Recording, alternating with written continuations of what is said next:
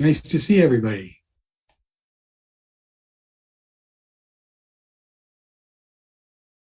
Can you hear us all talking about? I believe Rakesh said he was going to continue remote. Oops, you're muted. Yeah, I can hear. Okay, great. Great. Okay, I think what do we got? We got a quorum.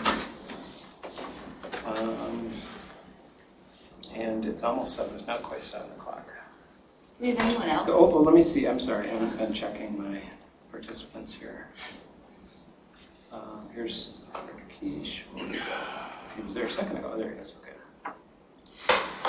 Promote panelist. Did you see that article I sent you, Jan? Yeah. Wow, they are getting down to the wire. Doug, you have Rakesh in the waiting room. Aquifers are dry. Yeah, I thought I just promoted him. I will do that again. There was an Oh, I think I promoted IPCC report Jillian that came out. State. More of the news are going to pick it up, but yeah, we're kind of out of time for the 1.5 degree temperature rise. Hey, Doug. Hey, how are you? Thank you. I'm good. Thank you.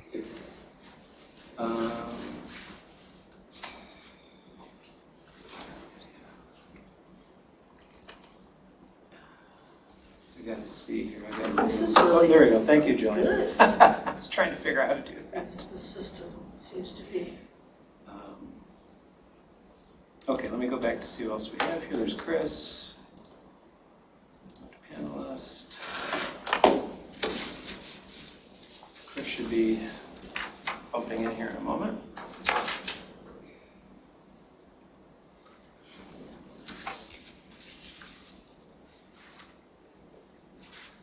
So what do we have? We have 1, 2, 3, 4, 5. Oh, we got everybody. That's everybody. These are all the planning commissioners.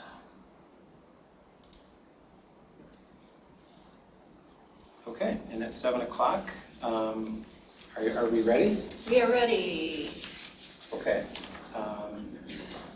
I am going to, on the count of 3, counting backwards, I will start recording. So on count of 3, 2, 1. Recording in progress. We are live. All right.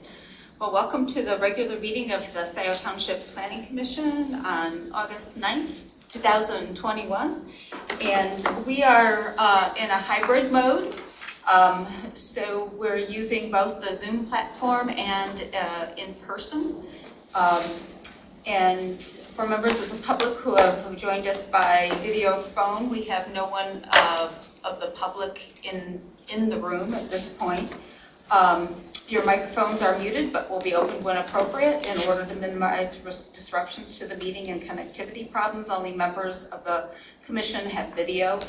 Applicants and staff will have video access, but have been asked to turn off their camera until called upon.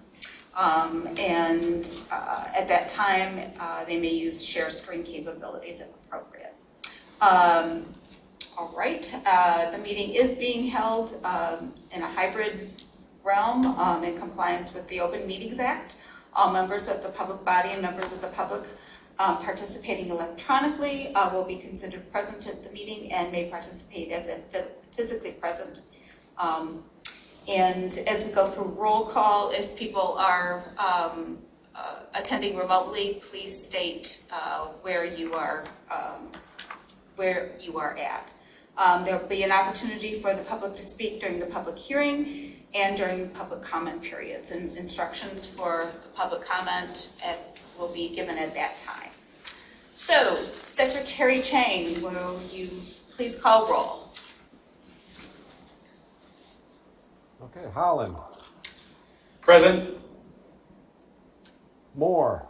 Present. Sharma. President, Scio Township, Washington County, Michigan. Corteau. Present. Hyde. Present, Scio Township, Washington County, Michigan. Chang. Present. Scio Township, Washington County, Michigan. Culbertson. Present. Okay, we have a quorum. All right. adoption of the agenda. Does anyone want to add or amend the agenda in any way? I thought you had an addition. They actually added it. Well, I move that we adopt the agenda as revised. Second. Okay. I guess we have to do a roll call vote because we're partial. So roll call vote, please. Okay. Holland, Yes. Moore, Yes. Sharma, Yes. Corto, Yes. Hyde, Yes. Chang, yes, Culbertson. Yes. Agenda approved. All right. Communications and correspondence. Has anyone received any communications? Seeing none. We have no presentations requested by the Planning Commission. Public comment. And Yeah. trying to get to this where I can get to the public comment. Okay. Maybe I can do this where I can see a little. Okay, at this time, we will open the meeting for public comment. We'll start with any in-present participants, and we have none in the room at this time. So then we'll go on to the online participants. You can indicate that you would like to provide a comment by clicking the raise your hand button found at the bottom of your screen if joining by computer, or at the top of the screen if joining by tablet. Your microphone will be enabled one at a time. And when you are unmuted by the host, you will see a dialog box that says stay muted or unmute myself. Choose unmute myself if you wish to speak. And then second, anyone who's phoned in, callers can raise their hand by pressing *9 and then *6 to unmute. Comments will be limited to 3 minutes unless you're speaking for an organization, and then it's 5 minutes. Then do we have anyone who is online that would like to address public comment? And this is for items that are not on the public hearing agenda, which would be the sign ordinance. I put up on the screen all the folks who are in the audience. And just wait, we do have a hand up from Mr. Rob Pattison. I'm going to click the allow to talk. And Mr. Pattison, you have the floor. If you unmute yourself, you can provide up to 3 minutes of public comment. Thank you, Doug. I would like to recommend that in terms of the master plan, that the concept map on the last couple of pages of the master plan, that for the properties that the dotted lines identify as potential pathways for future consideration, that they not be included in the master plan unless they have written permission from the property owners to be included in the master plan. The reason why is that there's a property owner in Scio Township, a couple of them, who have trails marked on Google Maps on their private property from a proposed project that fell through, and now they're having a very difficult time having those trails removed from Google Maps, and people are trespassing on their property constantly for several years. And so that map was presented by, I think it was Carlisle Workman, is where Google got the information for this trail.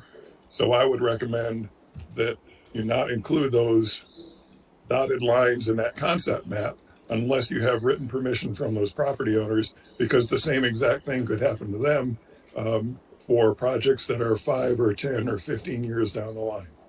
Thank you. Thank you.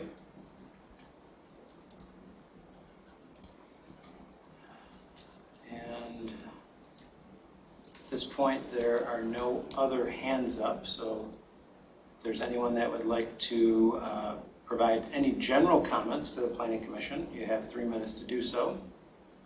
We'll wait for a moment for you to click on your computer if you'd like to do that. And we don't have anyone phoning in, correct? There are no phone numbers showing up on the screen.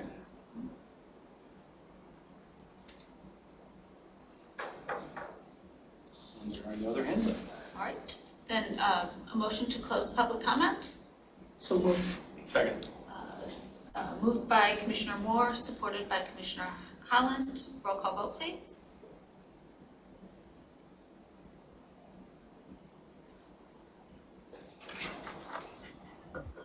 Holland, Yes. Moore, Yes. Sharma, Yes. Corto, Yes. Hyde, Yes. Chang, yes. Culbertson. Yes. All right, closed. Okay, we close public comment at 7:09, and we're moving to our business section.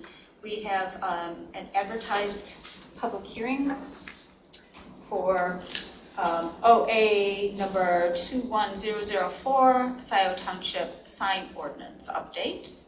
With the advertised public hearing, we will hear from our presenter at this time, and that'll be Carlisle Wortman, and then we'll move to and ask any clarifying questions and move then to public comment. Right. Okay. So take it away. Thank you. Thank you very much. So this is a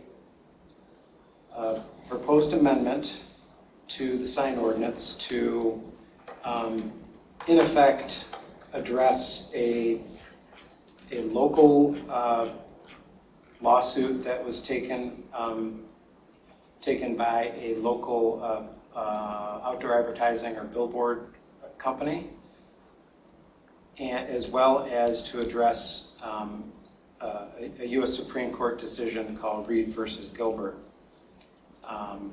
In both cases, well, the local had to do with Reed versus Gilbert, but it has to do with content neutrality in a sign ordinance. So sign ordinances are supposed to not be regulating, according to this Supreme Court decision that came down a few years ago. Sign ordinances are not supposed to regulate the content or the words of a sign. And so generally what we tried through that decision, many communities have tried to revise their zoning ordinances to become content neutral. And so that's what we've done here with these sign provisions. So these provisions were prepared in combination with our office. Actually, Dick Carlisle from our office prepared the changes. He's done this for a number of communities. And these were also reviewed by Jim Fink, the township attorney. The Reed versus Gilbert case had to do with a church, and church not having a permanent location, and it was had a bunch of temporary signs out trying to direct folks to their church on Sundays, and they'd be in various locations throughout the community. And the community took umbrage with that, tried to cite them, and the church filed suit and won, indicating that they were being, their free speech was being trampled on by this community. So since then, anything that has any content base in your zoning ordinance has been looked at negatively. And that is where Scio Township comes in, because there was a lawsuit for a billboard that it's now on I-94. It was denied because of our language in the ordinance limiting outside or outdoor signs, or off-site signs, I should say. And they argued that an off-site sign had content, because you couldn't tell if it was on-site or off. You had to know what the content was to tell if it was advertising something on-site or off-site. I thought that was a little bit of a stretch, personally, as far as my opinion, but they prevailed, and we have a new billboard on I-94. So when that started, Jim Fink asked the township board to begin changes to the sign ordinance. The township board then asked us to review this, or actually Jim Fink had us assist him with these changes. So Generally speaking, there are some other changes I'll talk about, but the changes you see in the zoning ordinance have to do with trying to eliminate as best we could this idea of content, but a content-based ordinance to try to make them content neutral. Just for anyone watching that might be in the business community, where signs, of course, are a critical part of your everyday, these provisions do not change any current sign regulations for retail or commercial or industrial businesses. So that is signage for, the front of a building, signage for a ground sign in front of the building, number of signs, all of those provisions are remaining the same. Location of signs, height of signs, none of that's changing. Where the changes came in have to do with creating a more robust purpose statement, and that's probably the largest part, largest text of change. And through our work with other municipal attorneys, it's recommended that a strong statement of intent of what the sign ordinance is supposed to be about will help you if we do end up back in court for the sign ordinance. And it also reinforces this idea of protecting a health, safety, and welfare and advancing a legitimate government interest. So you'll see, and I'll go over the details of the ordinance, but the very first couple pages of the ordinance have to do with really a more robust purpose and intent section of the sign ordinance. The other changes you'll see have to do with sign illumination. Right now, our sign ordinance just indicates you have to meet the. The sign illumination is not part of this content neutrality issue. But as we were going through the sign ordinance, we found that the sign illumination sections would be difficult to enforce. It just simply refers to this township lighting standards, and so we inserted in this ordinance some more up-to-date sign lighting standards, and that has to do with really the brightness of a sign from the adjacent property line. And there are some standards there that are also, these standards come from the state of Michigan, so they are standards that are recognized. They're not something that we just made up. These are recognized standards that are put out actually by the Illuminance Society of America, or there's some acronym, and then accepted by the state of Michigan for their signage. And those are the same lighting standards that we would have if a sign was an electronic message sign or just a standard sign. Sometimes if you have a sign that, for example, has a white background, even if it's just a static traditional sign, if it has a complete white background, it can be quite bright on an adjacent property, and these provisions would address that. We did also provide some language in the ordinance about electronic message signs. That's something that we should talk about as a planning commission.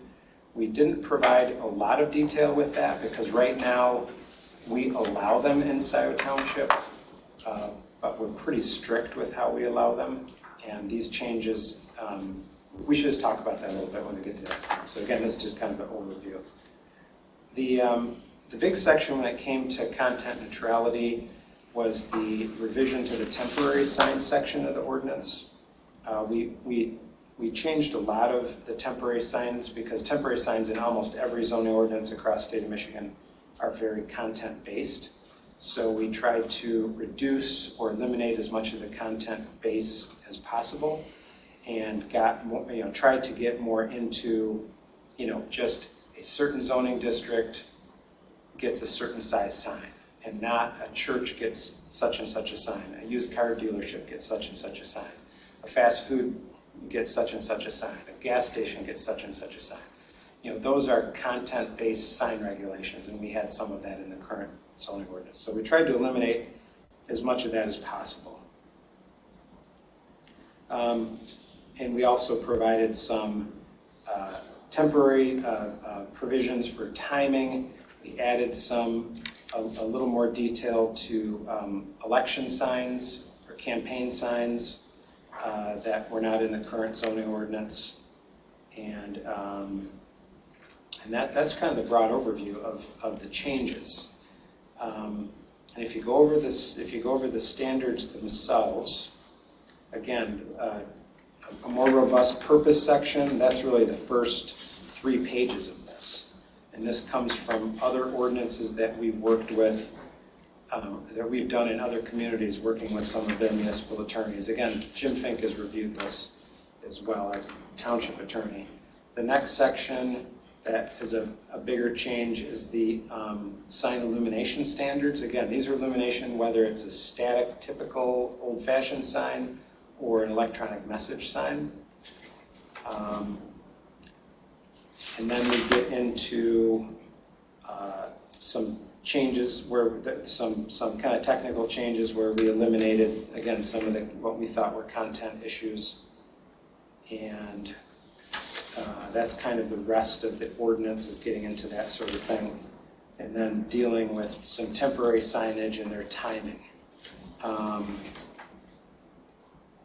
page 10 of the ordinance is some new discussion, as I mentioned, on temporary signage with regard to campaign signs, and much of the rest of the ordinance is pretty similar to the current ordinance. Some things got moved around. But the main takeaway is we tried the best we could to eliminate the content of as much as we could within this ordinance. The provisions that affect businesses have not changed. We haven't lowered signs, we haven't made them smaller, all of that is exactly the way the current ordinance is written, and frankly, I think that's been working pretty good all these years. If you look up and down Jackson and is our main commercial corridor, I think those signs have worked fairly well in most cases. There's been a few odd circumstances, but in most cases I think it's worked pretty good. So we didn't want to get into that at all. So this is, in effect, an exercise to try to make this ordinance more legally defensible, with some other things, a couple other things we added just because they were very deficient in the current ordinance. And with that, I would be happy to pass it back to you, Chairperson Culberson. Right. Then, if there are any clarifications, Planning Commissioner have of Mr. Lewine, we'll have our discussion after a public comment. Any questions from the Planning Commission?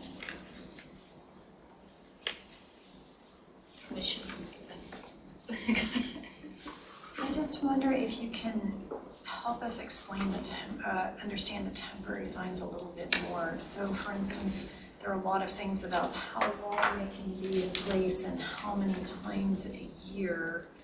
And I was just trying to understand. So, if a business is advertising a certain event, but then they have some frequent events for the year or frequent changes in what they're advertising, can you tell us like the key points of the temporary sign? Yeah, well, the current zoning ordinance does not allow any temporary signs. So we don't allow banner signs, we don't allow anything except upon the opening of a new business. So right now, if you see a banner and it's not a new business or a temporary sign, it's illegal. So we took out all the content stuff in the temporary signage, but we're also being a little more permissive, although sounds like the way you're reading it is maybe a little more restrictive, but we're actually being a little more permissive in allowing businesses to have temporary signs for certain circumstances, where we didn't do that before. Now, a business could go to the Zoning Board of Appeals and ask for a variance, but usually by the time they would get on a ZBA agenda and have a a variance determined, whatever they needed for their temporary sign is over. And so this would allow an applicant to, get a certain type, a certain size temporary sign and just have it done administratively through a zoning compliance permit. So this is actually a little more permissive than what we do now. I guess I am thinking about the clusters of signs that pop up and mushroom in various intersections for certain advertising purposes that aren't technically allowed now. So I guess I'm wondering, how does this change? Yeah, that would still not change, that would not change that. Those would still be illegal. And at times, the road commission will take those up, and at times, our code enforcement officer also puts those in his car and brings them back here to the dumpster at Township Hall. And some of the businesses that do that on a regular basis know where to come to pick up their illegal temporary signs. They come back to the dumpster and pick them up. But yeah, so those would still be illegal. It would be like a banner or a type of sign that business might have for a, who knows what, new product or a sale or something like that. So signs like garage sales, those are not allowed currently. Those in the current ordinance were, I think, exempted, and we still allow those in the current ordinance. And we do that through the section, I think because we called them garage sale signs before, something to that effect, that was content-based, so we had to take that out, I believe. But those are covered under, on page 7, I believe there's a section that agricultural and residential districts can have one sign not exceeding 12 square feet in area for up to 30 days. I think that's the max. Let's see. What subsection on page 7? Yeah, very bottom of page 7. 36,370. Yeah, A. And this used to be for farm produce, but because we can't say that would be content-based if we said it was for farm produce, so we just said ag. So any residence, ag district, recreation, conservation can have one 12 square foot sign. So that's one big garage sale sign. 6 by 2. Yeah, I mean, I 3 by 4. Yeah, I mean, I guess you could. I don't know how many people would actually do that. But no. I had one other question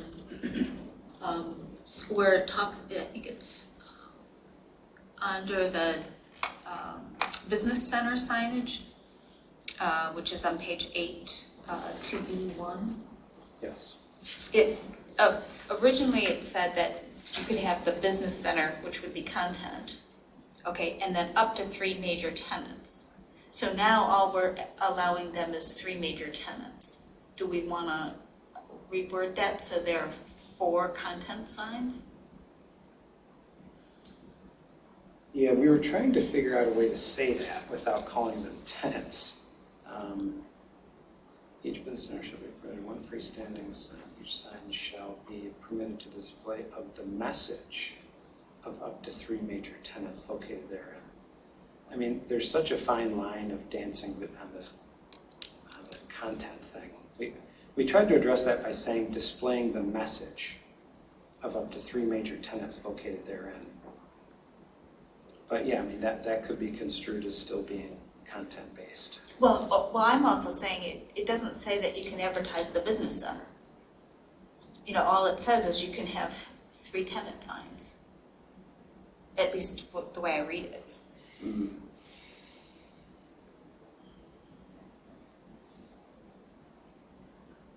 Well, then we could add, we'd address that would be 4, up to 4. Yeah, that one's a little And that would give more flexibility if somebody just wanted to do their, for tenants and not a name, they could still have 4 pieces of information. Yeah, this, and I'll make note of that, but this provision went into effect probably 10 years ago or so, as a result of trying to prevent like those signs with 15 names on them that you can't read as you're driving on Jackson Road anyway. And so we tried to just limit them to the major tenants and then the name of the business center. We know which one he means. Yeah. Okay, yeah, any other questions before we get into? I'll look into that. Yes. Doug, did I see a reference in there that they can re-sign, sign if it's the same use, but they have to apply for a different permit if it's a change of use? That's the way it is now. If you reface a sign, you have to come in for a sign permit. If you reface it at all? Yes. Okay. And that's the way it's been for Right, a yeah, long yeah, time. okay. So if you have the box and you just take out the front and back panel, put a new front and back panel on. Doesn't have anything to do with the change of use, just has to do with the change of tenant, change of occupant. Yeah. Okay, thank you. Any other clarifying questions? Yes, Commissioner Chang. In the digital sign section, so are we saying that they cannot change the message in the digital sign? Yeah, well, so this is the section of the ordinance that the Planning Commission may want to discuss. Because right now, how this has been addressed in the township is that section above the table on page 4 is how we've always addressed digital signs and animation and things like that. So it says, no sign shall have blinking, flashing, fluttering lights or other illuminating devices which have a changing light intensity, brightness, or color. So we've always, or myself, working as zoning administrator, have always taken that as, yes, you can have a digital sign, and we have a few of them in the township, but it can't look animated, it can't move. It can change occasionally, but it can't look like Las Vegas. And that's worked generally, just that kind of general standard. However, I understand that, and I've read and written some ordinances that have very specific timing for the changing of signs, like every 30 seconds or every minute or every 2 minutes or something like that. I always, when an applicant comes to me and asks to do one of these signs, I basically just say it can't look like it's moving.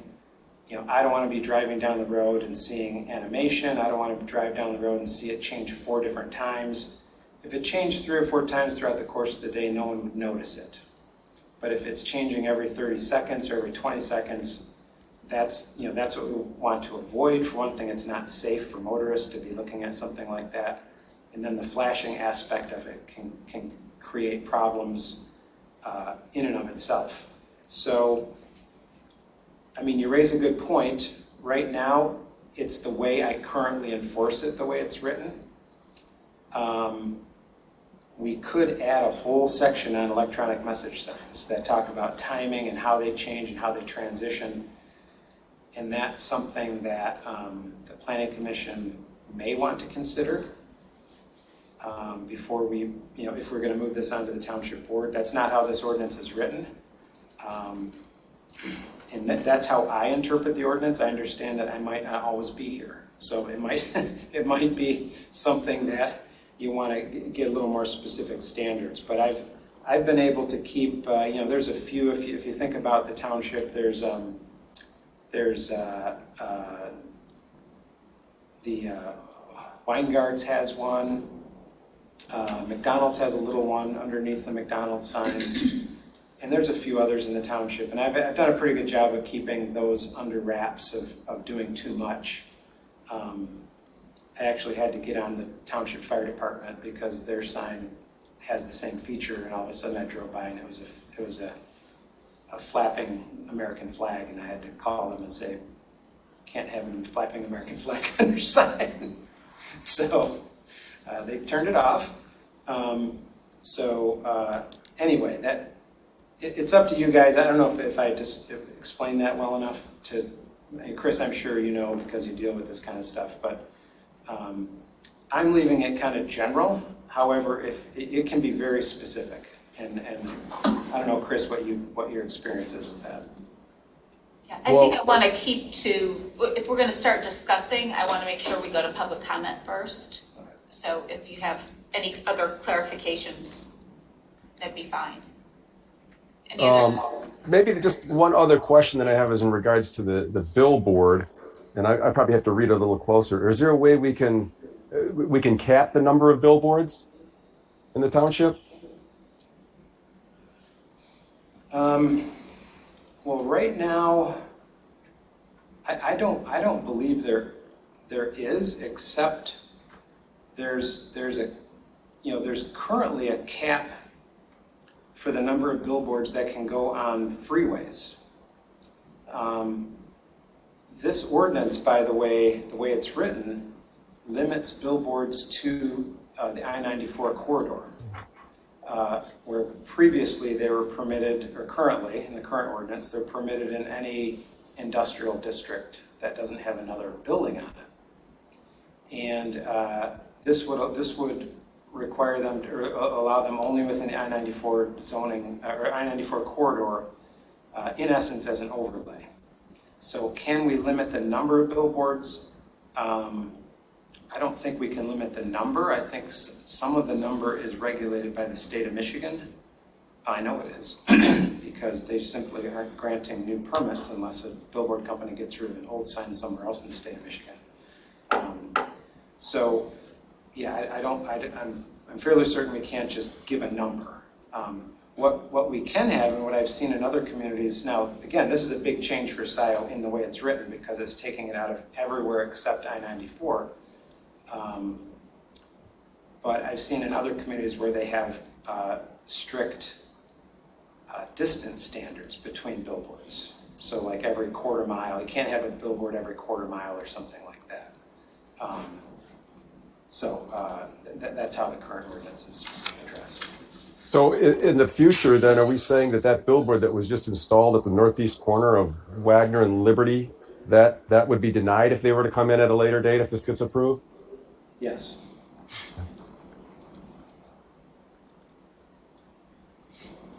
Any other commissioners have questions of Mr. Luan? All right, then I think I can just open the public hearing, and we'll open the public hearing at 7:37.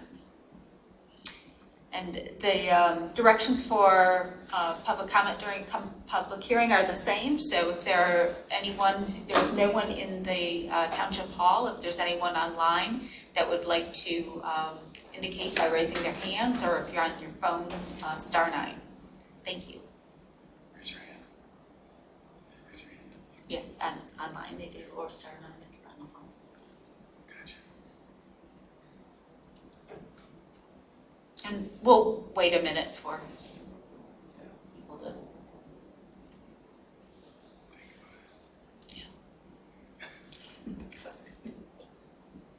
Yeah, and incidentally, while we're waiting, I did ask Fran today if anybody, because this notice went out and it went in the new newspaper we're using, the Sun-Times, I believe. And because this is a ordinance, this notice isn't sent to particular neighbors. Like a rezoning, everyone within 300 feet of the property is notified, or a special land use or PUD. But since this is an ordinance, a zoning ordinance amendment, it's simply published in a paper of local circulation, which in this case we're now using the Sun-Times. We used to use the Washington Legal Review or whatever it's called. And so I asked Fran if anyone had come in or to view the ordinance or ask questions of the ordinance, and Fran had indicated since it was published in paper, no one came in. So there was no public asking about this at the township offices. Okay, thank you. All right, then seeing no public input, I'll do a roll call vote to close the public hearing. Or I need a motion first, sorry. Move to close the public hearing. Second. Okay, moved by Commissioner Holland and supported by Commissioner Coteau. Any further discussion? All right, roll call vote, please. Holland, Yes. Moore, Yes. Sharma, Yes. Corto, Yes. Hyde, Yes. Chang, yes. Culbertson. Yes. Okay, closed. All right, then the public hearing is closed at 7:39. All right, we'll open the floor for additional questions and discussion.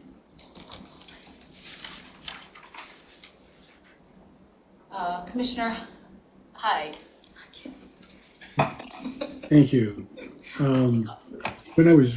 One of the items that I was curious about was, did we remove the no hunting postings and put it somewhere that I didn't find, or is that completely now on the prohibited sign? Or, is it no longer permitted? I believe on page 6, it was an exception before, but now it is not an exception. It's in section 36369A, prohibited signs. Yeah, those were eliminated due to their content base. And so those signs were eliminated as prohibited signs. So, excuse me. So does it get permitted in another umbrella somewhere, or is it no longer that people can put up signs that can be seen like that? And just to add on to that, I think the other issue is that I'm thinking about protecting certain natural habitats during nesting season that the township would want to protect. Indeed. I mean, I think. Yeah, those could probably still be on just under the 12 square foot sign that's permitted in that recreation conservation. Okay, but that's only for 30 days? No, I think that, but it could also be for a permitted use in the district. Like if it's a park, it could be a permanent sign as well. Is there going to be an issue with, if your property isn't posted and then enforcing? Yes. Yep. So the way I'm reading this, though,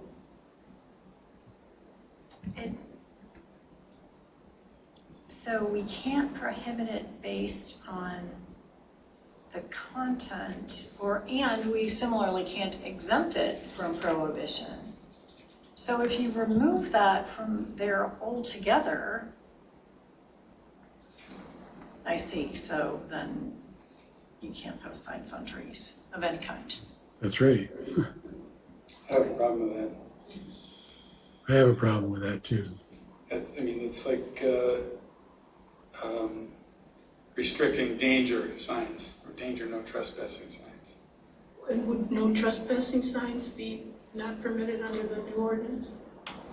Yeah, we just took it out. A good point. I actually raised this question myself because I think these are required. If you want to keep people off your property, I think you have to have a trespassing sign. Yep. Right? Technically, you aren't allowed to trespass on people's property anyway, but by giving notice, you need to give notice if you want to prosecute, is my understanding. Is that any of the legal eagles got that? Yeah. Is that how that works? Yeah, I'll I ask. think you're right. I will. This was taken out for a reason, and I'll have to ask Jim Fink about this. Because there are some, I don't know if you could do, because warning obviously is content, but I mean, I'm thinking about, people put dog warning signs up that, I mean, there are certain, Electric fence warnings, you're supposed to tag your electric fence. Good catch, Commissioner Hyde.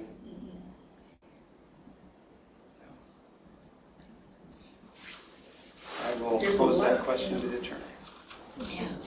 and then, I think then the other thing is the number of tenants in the center and, I don't want to decrease what we've permitted. Yeah. But I wouldn't mind doing it so there's flexibility. If they want to just put four tenants up or name and 3 tenants or something like that, it's more of, I think it's, the basis of it is the amount of information and not necessarily the content of it. Yeah. I'm also going to look, I want to verify the garage sale signs part of it that Commissioner Moore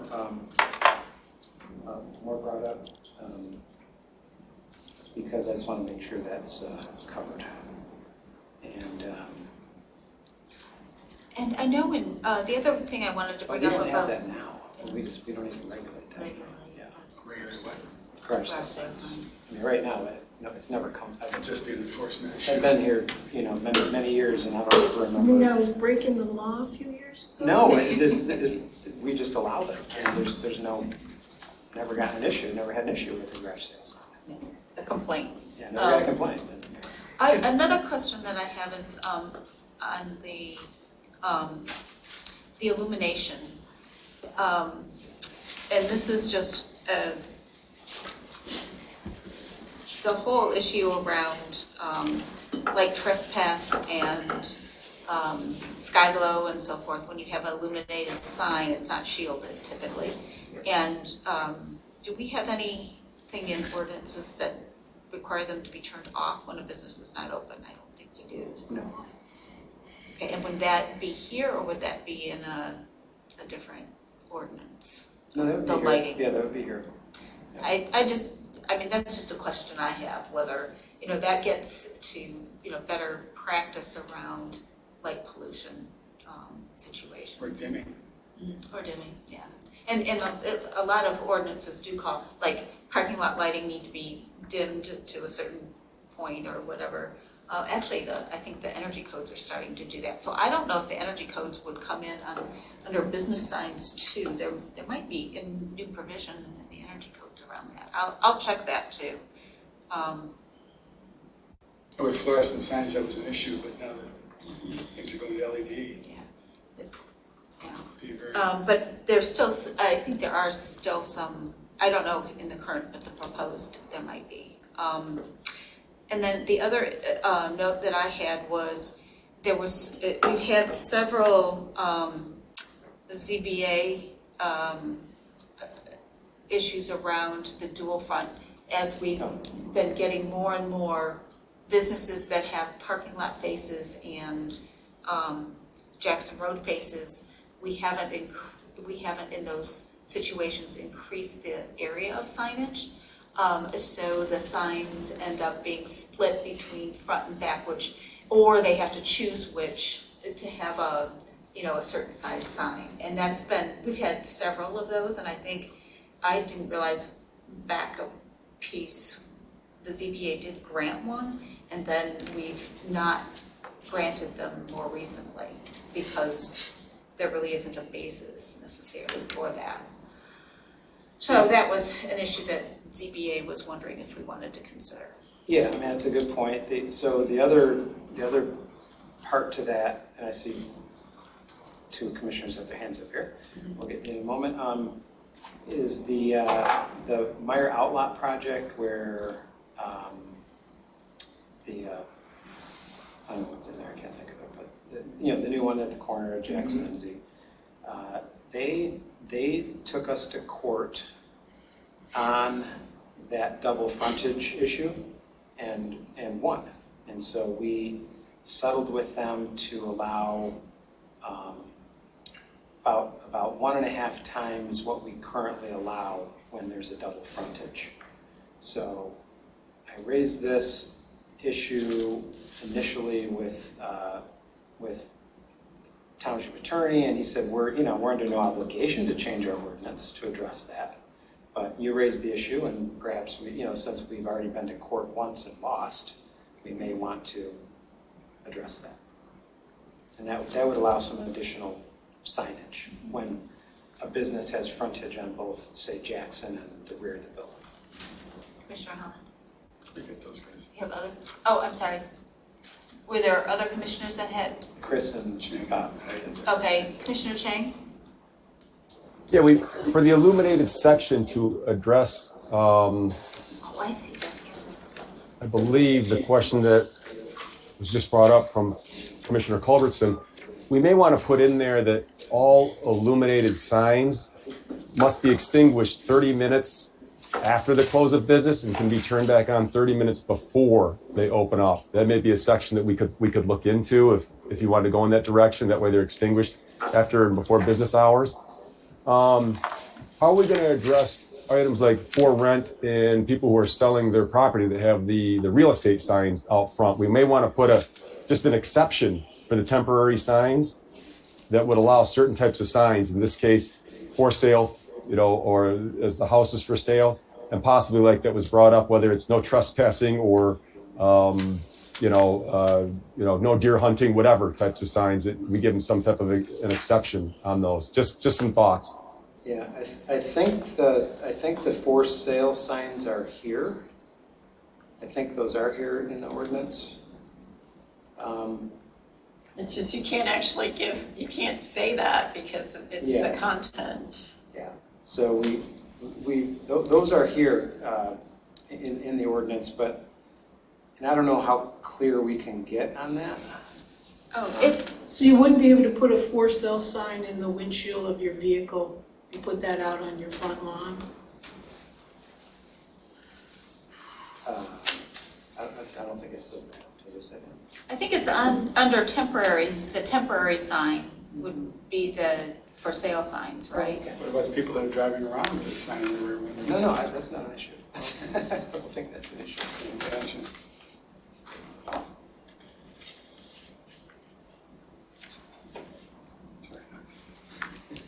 Okay, Commissioner Hyde? Thank you.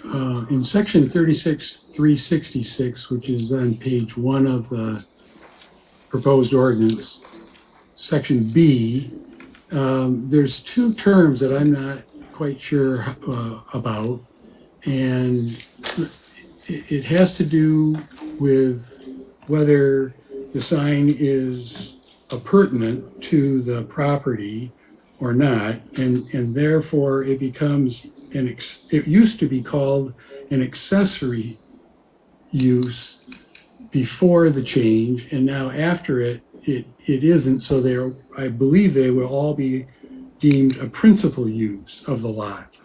What's the reasoning behind having something being called accessory, and why are we eliminating it?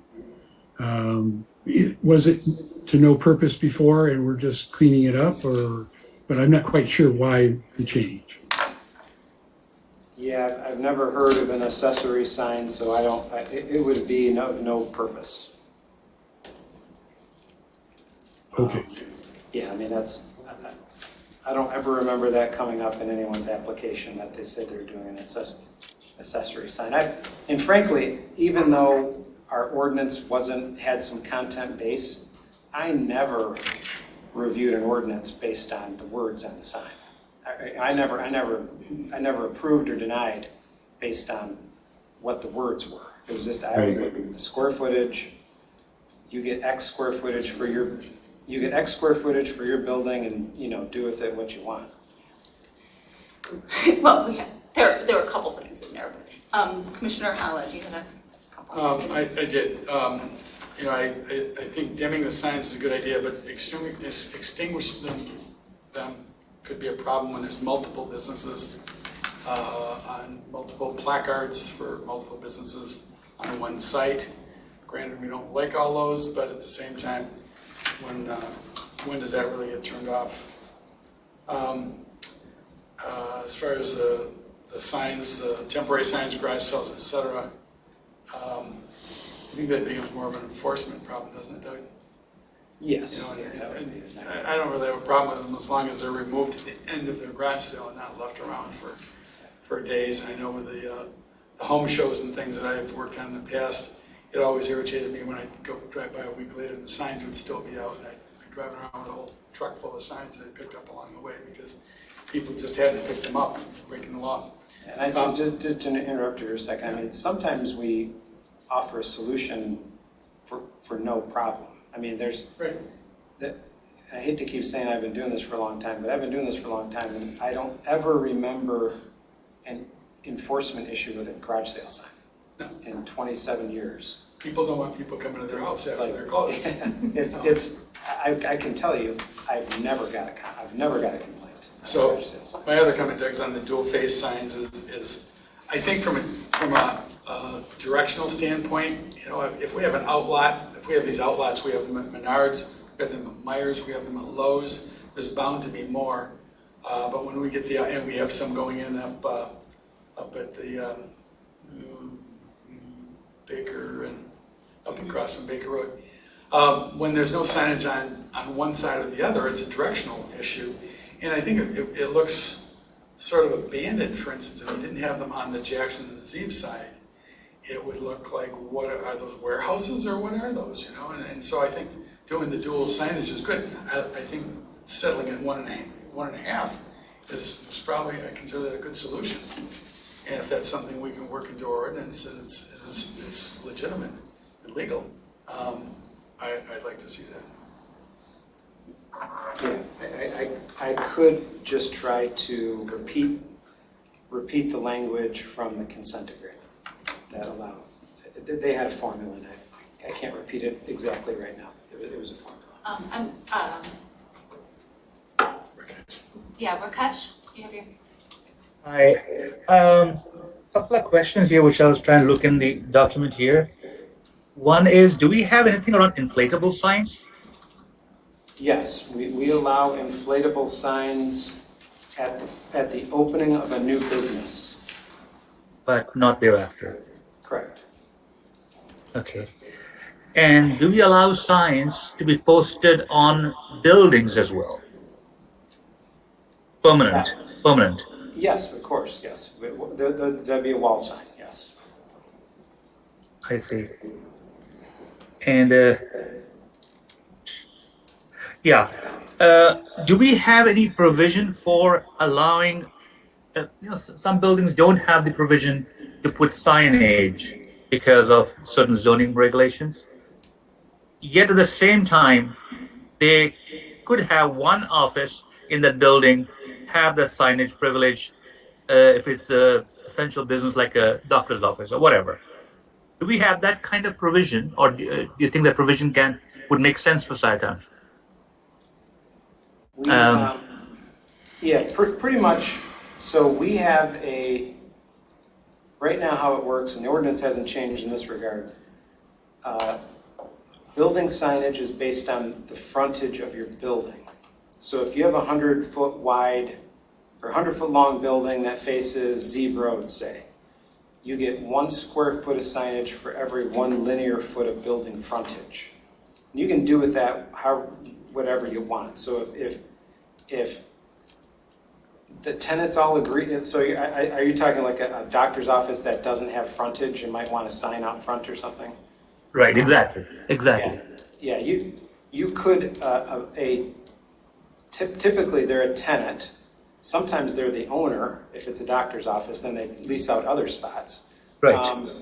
And as long as they're not going over the 100, in this scenario, as long as they're not going over the 100 square feet, we would be okay with that situation. But we don't have any specific regulations saying you get 100 square feet plus people that don't have frontage can get an extra 20 square feet or something. I've seen ordinances like that, but Scio's ordinance isn't like that. And I tell you the truth, it hasn't come up very often, very, very infrequently. Okay, thank you. Well, actually, Commissioner Coto. Thanks. Just briefly to follow up on the court case and the 1.5 signs, that case did specifically say that it should not be interpreted as setting precedent for whatever, however much more signs. So I think we should be okay if we decided to go with the 1.5. Yeah, I think that's why Jim said we're under no obligation to change our ordinance. Right. Yeah. I did want to go back to that idea of the illuminated signs, because you raised the question of whether we should be more specific in doing things like setting timing. I also know, Jan, you've been so, Commissioner Collinson, you've been so articulate about the need for shielding. Is that something, can you require any kind of shielding on illuminated signs? Or what are the options to minimize the light pollution spilling out from an illuminated sign? And what can we put in the zoning to maximize their protection? Well, I'll tell you what, there are options.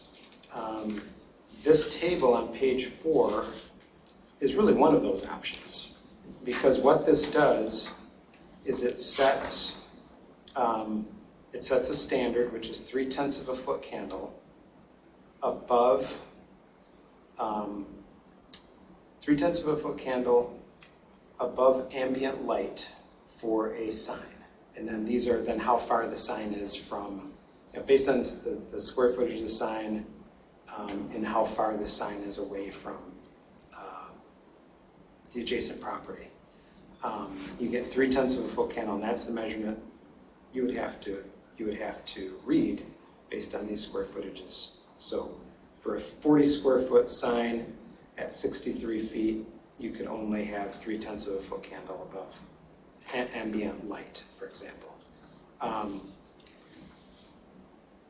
And that's pretty restrictive in a way. There are other ways to do it. I mean, this is assuming EMS, electric message signs. There are some very restrictive communities that don't allow electric message signs at all. And to eliminate glare, and I'm just giving this as an example, I'm not saying we should do this, but to completely eliminate glare, there's a couple things you can do. Require, for example, the background of all signs to be a dark color, like a black background with white letters or colored letters, and that reduces the glare substantially. Or It's easier to see too. yeah, it kind of is. Yeah, it doesn't blind you when you drive up to it. Yeah, or allowing only signs. I've seen in an even more extreme case would be to prohibit internally illuminated signs altogether and only permit signs with indirect exterior lighting that would be shining on the sign from below or below or beside.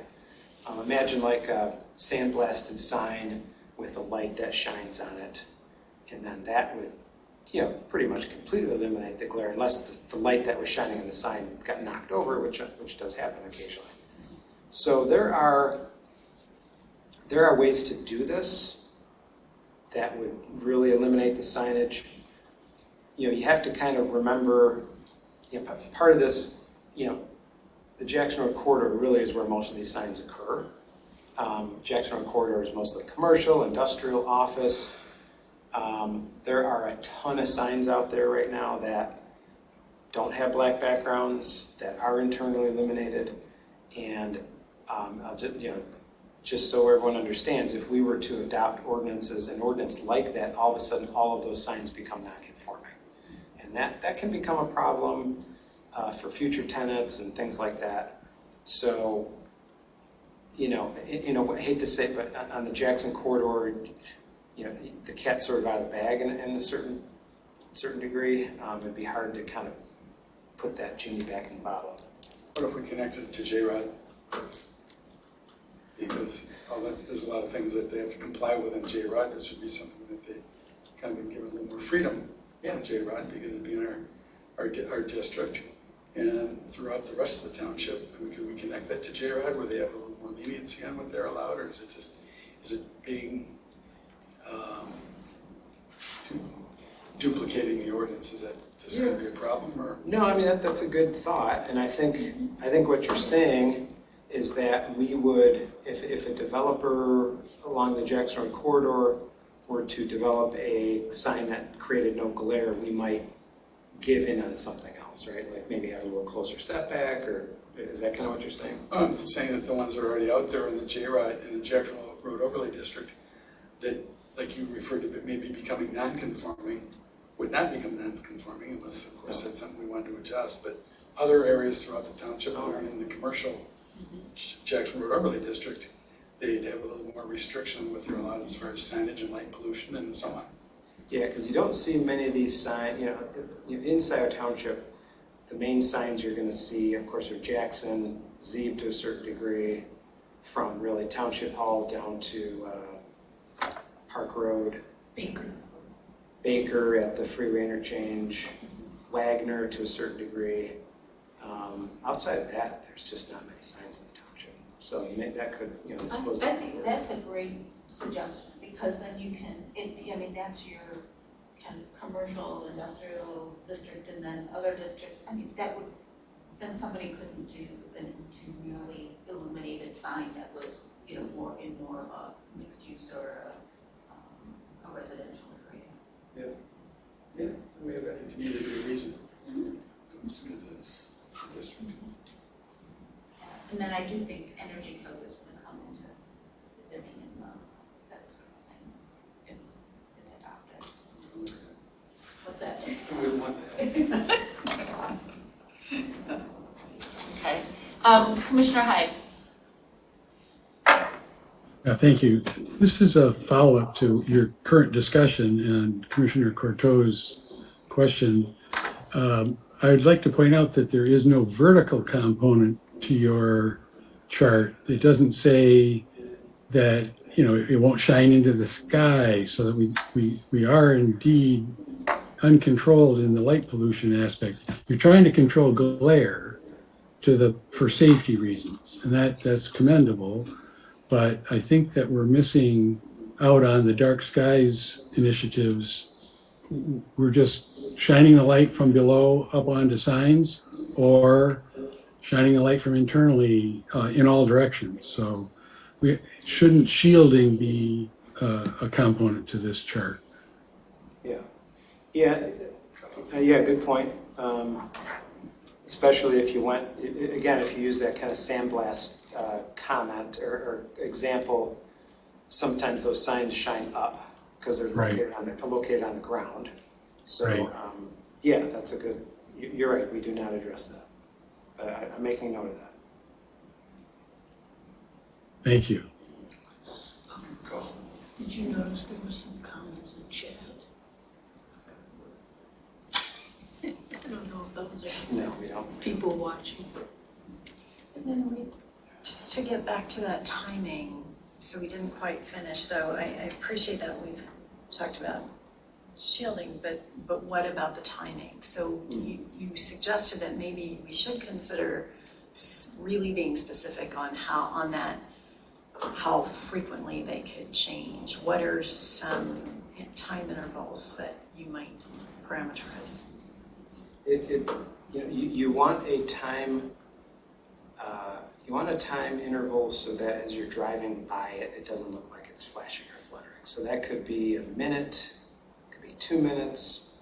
If you really want to be restrictive, like right now, I'm telling people I don't want to see it change. I don't want to see it change throughout the course of the day. If it happens once or twice a day, that's fine. And I've been able to keep the lid on just with that, but it may be useful to have an actual standard. And that would be an additional, that section would probably come after this illumination standard. There's nothing here now. That'd be a brand new, it'd be a couple, 2-3 sections of electronic message signs. The part of the problem, no, it's not a problem, but it depends on how you feel about electronic message signs. But there's one thought that if you have a section in your ordinance that specifically talks about electronic message signs, it's going to promote more electronic message signs. So that's I don't know if that's true or not. But. Commissioner Chang. Yeah, I think this might be helpful in answering Commissioner Courteau and Commissioner Hyde's request on the dark skies. there's a section, and I'm happy to send it to you. If you don't want it, don't use it. Mounting and shielding. An external light source illuminating an exterior sign shall be mounted above the sign, shall be shielded so that the light source is not directly visible from any point on or above a horizontal plane extending from the light source, and shall not be aimed or directed toward a residential building or another lot or toward a public right-of-way. And then list exceptions for certain signs, in this case, a neon sign, an electronic message sign, but any type of light source that's going to be faced downward. So I'm happy to pass that language along if that helps. If not, disregard it.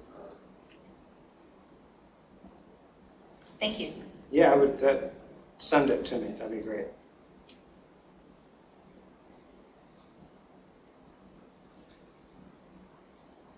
Okay, so kind of a summary of our discussion, I see adding to the illumination piece around some sort of changing timing, talk about internally illuminating signs being in the JROD district only. Would that be digital signs too? Or, because those would be they're internally illuminated. Was that your intent? There's some rural signs, some farms and stuff in certain areas that need to be illuminated, I think, or that deserve to be illuminated, don't they? Just not obnoxious and not with light pollution. In other words, if I have theoretically, if I have a barn, does the 100 foot, 1 foot per 100 feet apply? It doesn't. No, no. No, because it's not commercial businesses. Okay.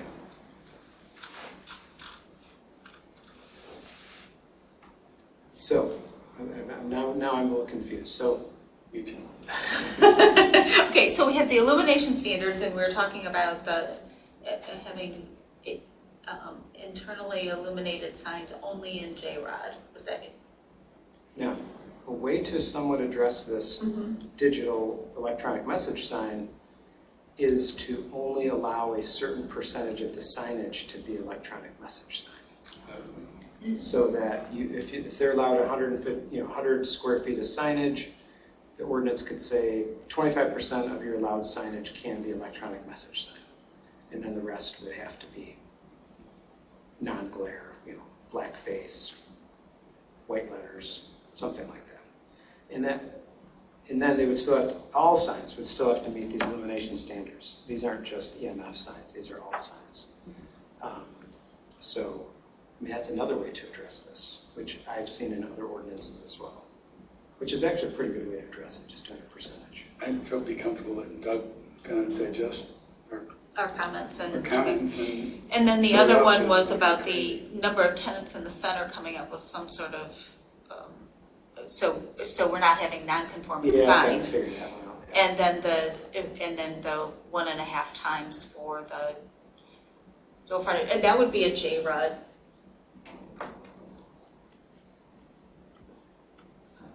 Mr. Culbertson? JROD thing. Yeah, Yeah, because there Or are just some toss it out others there, that are, because I yeah. think Doug. Because there might be some other things if, like the business signs on Dexter Chelsea going into Dexter. I'm just thinking. It may be wrong. Okay, but I think there is the intent to increase it if you have dual fronts. Yeah. Any other summary comments? Oh yeah, and then the trespassing, the no trespass, the warning signs, I guess. Yeah, I've got that. That's- Yeah, and Commissioner Hyde? And there was one more that we had some back and forth on. I heard both sides of it, and that was turning them off 30 minutes after they close, turning them on 30 minutes before.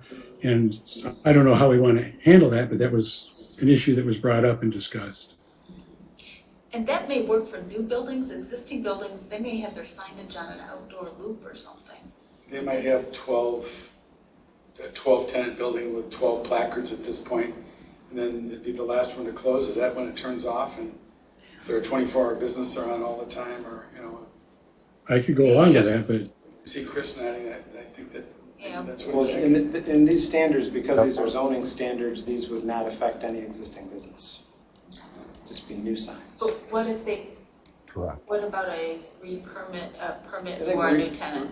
Re-permitting, new permit would have to meet current So standards. so that would be a electrical change possibly.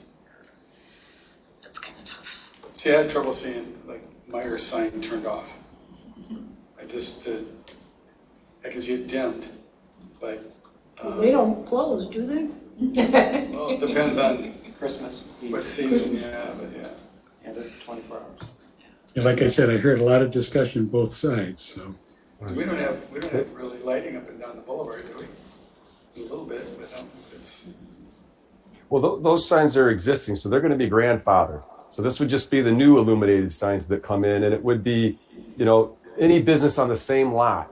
So if it happens to be 24 hours, then you can leave the sign on for 24 hours. It happens to be. But if they happen to close, at 10 and open at 6, well, half hour after and a half hour before. But it would only be for the new signs.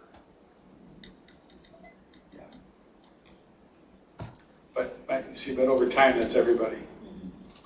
Unless we change the ordinance, but, and I always look at it, over time, all the businesses turn over time. It's just a matter of how long. All right, let me think about that one. I'll get back. But I like It sounds like we're not ready to pass this on to the township board. And I will look into these issues and come back with some revisions. I'll try to do this quickly because I know we're on a little bit of a township board wants us back as soon as possible. So we'll probably see it then our next meeting. Yeah, I've got 2 weeks and I'll get this back to you. I'll work on this week and try to have it out for the next meeting. All right, we'll move on to the Dexter Gateway area. Organize myself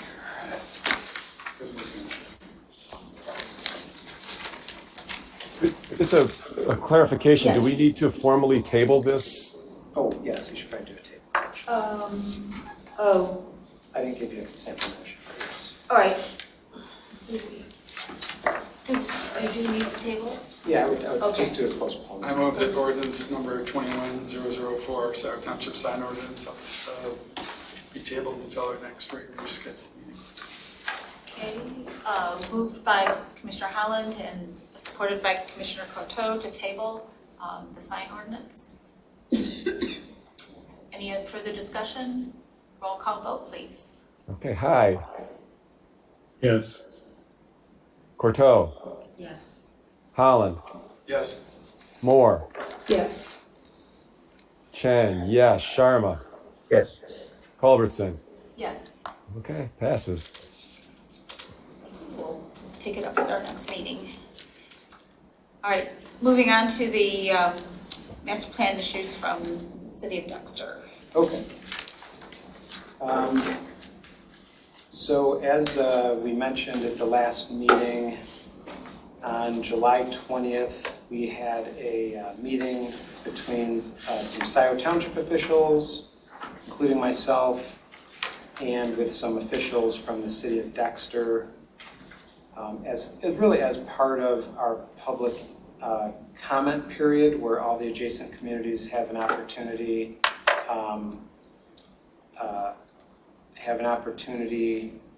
to provide comment on the master plan. And so we all got together here at the township. I said in my memo we had a good meeting. I think a good exchange of ideas, as I mentioned here in the memorandum. And out of that discussion, from my notes, and Jan was there and Jay was there also, so if you have additional thoughts, let me know. But I came out with like 4 main topics of concern. The first was traffic concerns between the 2 communities. I'll just go through the big picture and then I'll go into more of the detail here. The second was connectivity between the 2 communities, and specifically, of course, traffic has connectivity concerns as well, but this concern had to specifically do with paths and trails.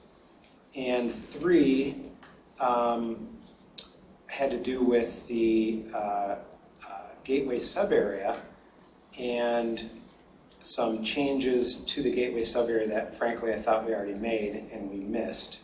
And that was, one of those was to eliminate the discussion of commercial land uses within the Gateway sub-area, which we took out of the big part of the sub-area description, but left it in the brief outline in the first part of that part of the master plan. And then they also talked about some, providing some public transportation language, which I point out is we already have in the ordinance or in the master plan.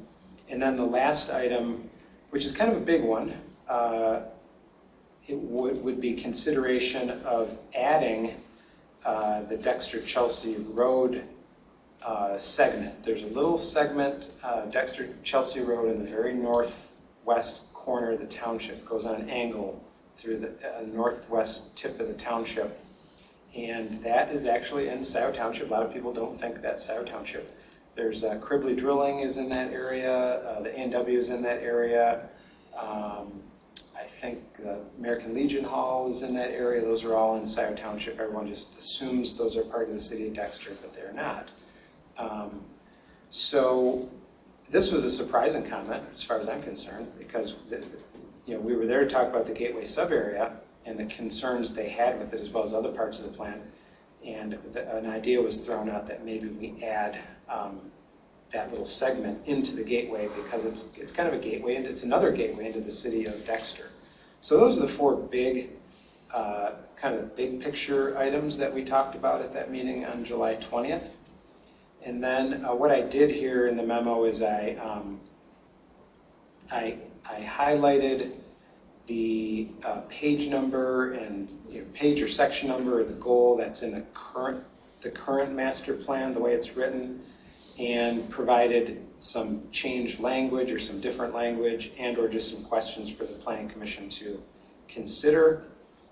The first one with regard to traffic, I added some language that talks about understanding that traffic impact isn't just within the confines of Scio Township, it also affects the adjacent communities, and so I added some language that sort of reflected that, as well as I just added, we said County Road Commission, I think it should be Washington County Road Commission, and just talk about trying to address traffic concerns in a collaborative nature between communities when a project could have negative impacts. And this wouldn't just be for the city of Dexter, this could also be the city of Ann Arbor, it could be Lodi Township, Lima Township, Webster Township. So any of our Ann Arbor Township, could be any of our adjacent communities, we would have this language would fit for all of those. So that's the first item. I don't know if you guys want to kind of stop at each and then kind of open it up to any thoughts and discussions. But I think that's fine. Any comments or discussion on traffic concerns between the two communities? Commissioner Coto. I just think that's a great idea. I think we need to be really clear that we want to collaborate. I had a sort of bigger picture issue I wanted to raise, and it comes up in not just this section, but the other sections. I agree about collaboration, but I wonder does anyone feel, or perhaps you, Doug, do you feel that any of this language regarding collaboration or concerns and working with other communities would hamper us in any way with regard to any future project that we would want to do?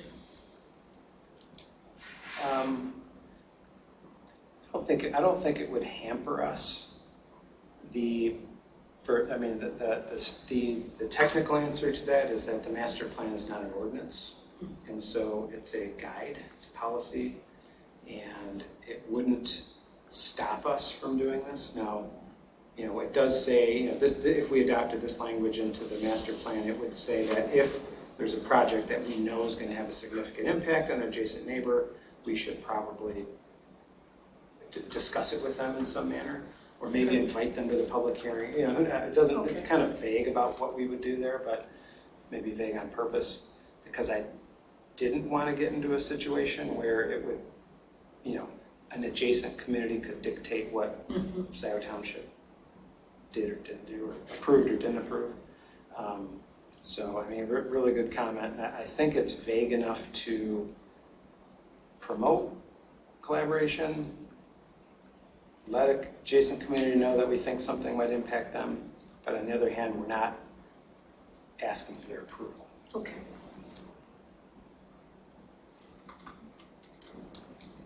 Any other commissioners? So this one sounds good. Okay, good. All right. Connectivity. Yeah, connectivity between the two communities. There's a couple of changes here. On page 134 of the master plan, and I know even from our one public comment we received this evening, the Trails and Greenways plan is, at least the TAP plan is, it may, there's a very good chance it may not end up in the master plan, or at least not as we currently see it in the master plan. That being said, there was comments from the city of Dexter, because we were talking about the Mill Creek path. You know, they said, well, what about paths? And what about that kind of connectivity? And they're talking about the Sloan Preserve, and not just that, but others. And then we kind of pointed out, well, yes, we do promote that connectivity between communities, between, you know, we have maps that show these paths, you know, going to adjacent communities, not just Dexter, but Ann Arbor and, you know, even Lodi. There's paths that dead end in Lodi. And so, one, I wanted to point out that we do have a Trails and Greenways plan on page 134. There's two maps. One is a map that was developed many years, you know, 10 or more years ago, that showed what would be more like safety paths along public roadways. And that's the map on page 134. On page 135 is the TAP plan. One of these, just so everybody knows, one of these maps has to stay in the master plan. Now, maybe the TAP plan gets eliminated or revised in some manner, but the map on page 134 has a relationship to the zoning ordinance. The zoning ordinance in our pedestrian section of the zoning ordinance requires developer to install sidewalks or safety paths as they're shown in the township master plan on this map. That the current master plan has this map in it. And so, for example, the Johnson, Stevens and Johnson dental building that's going in on the southeast corner of Wagner and Liberty, because of the zoning ordinance and the connection with the current master plan, they are required to put in sidewalks along Liberty Road and Wagner Road and their entire frontage. That's a pretty good chunk of sidewalk that the developer is putting in. So, I'm kind of digressing a little bit, but some version of that map has to stay in because there's a linkage from our zoning ordinance to that specific map. So can I ask you a quick question? The Yeah. sidewalks that you were just talking about on Liberty and Wagner? Yeah. That would be safety path, I would have to look at the not exact... a trail or a path? No, yeah, it'd be Be concrete safety. or some kind of asphalt or concrete walk, yes. Not a gravel or wood chip, if that's what you're asking. Yeah. Yeah, it's a more substantial sidewalk. So, in any event, so we already had some of this in the master plan. We already talked about it. There's already maps. There's already a section that talks about these connections. However, that being said, and understanding, and I clearly heard the public comment we had today, and we're trying to work this out about that pathway map that's in the master plan. We added some language, which is on page 2 of our memo, that indicates, after that section, a new little section that says trails and pathways that provide both non-motorized and recreational options and opportunities for residents within Scio Township are depicted in the trails and pathways plan shown in figure 15 of this plan. Equally important to these internal Scio Township trails and path connections are those that link Scio Township to our neighboring communities. Examples of these interconnections to adjacent communities are the Border Trail in the northern part of the township, the Mill Creek Trail complex along the western edge of the township, and other planned connections to adjacent communities depicted on Figure 15. When development opportunities arise, it is important to make sure these connections are considered and coordinated with adjacent municipalities. So this comment came up with the folks from Dexter as it related to the Sloan Preserve. And they own property on both the east and west side of Baker. And there is a path that the city has built and is building along Mill Creek. And there would be a connection to that. And of course, that's something that we desire. It's been shown on our maps for many years. So this emphasizes that idea that we want to work with the neighbors, where there are opportunities for these paths to be extended into neighboring communities. This is something we desire. This is something that we plan for. This is what we're trying to accomplish. So that's number 2. I don't have a problem with that language. I just point out that where it says, the second line down, opportunities for residents within, get rid of the G, so township. I always do that when I type. So, yeah, gotcha. And the only other question I would have is, I know right now we're in this phase of implementing the paths, the trails, and the safety paths, okay? A lot of that is going on now. But for instance, along Zeb Road, there are certain, like, bush that gets cut because the path goes down there and it gets quite high. I mentioned that it could be a little scary for some young people, but or older people. But anyway, who would be, if we found ourselves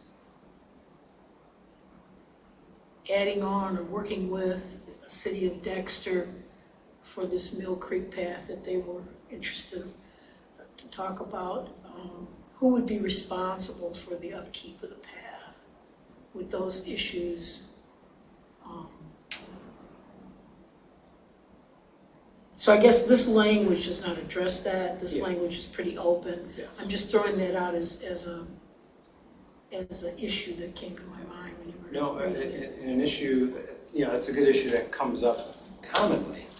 And I mean, it's always like a punt position for a community to require a developer to build a path and then say, guess what, developer, you're also responsible for maintaining it. Mm-hmm. And usually a developer will agree to that because, I don't say, in some cases they know they're not going to be around 20 years from now when the path needs maintenance, especially if it's like a boardwalk or something. And then it's left to the homeowner association. I work in communities where there are, very expensive repairs required to boardwalks where the community did just that. They said, we're going to require a boardwalk because it's part of our path system, and we want the developer and ultimately the homeowner association to maintain it.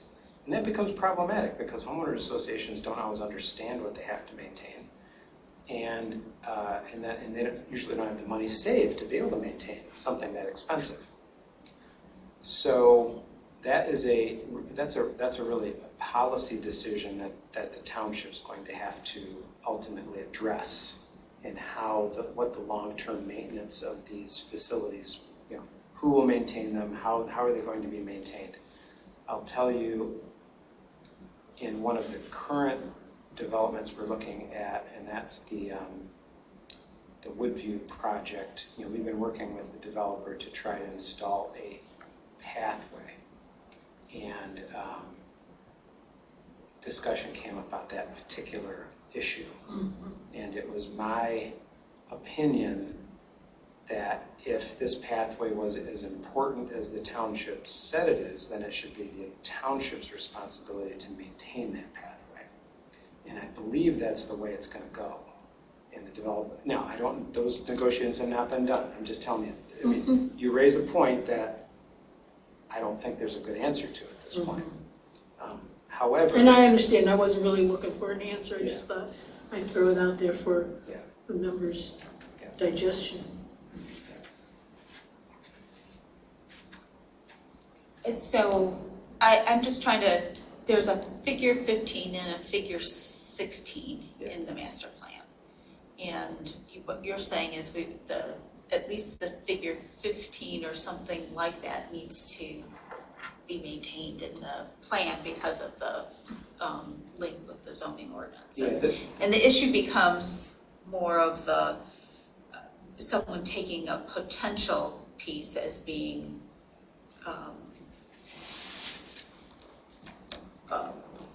something that is going to happen when it's supposed to be a development guide for new development that So have to happen. the difference is, and this is an issue that's come up.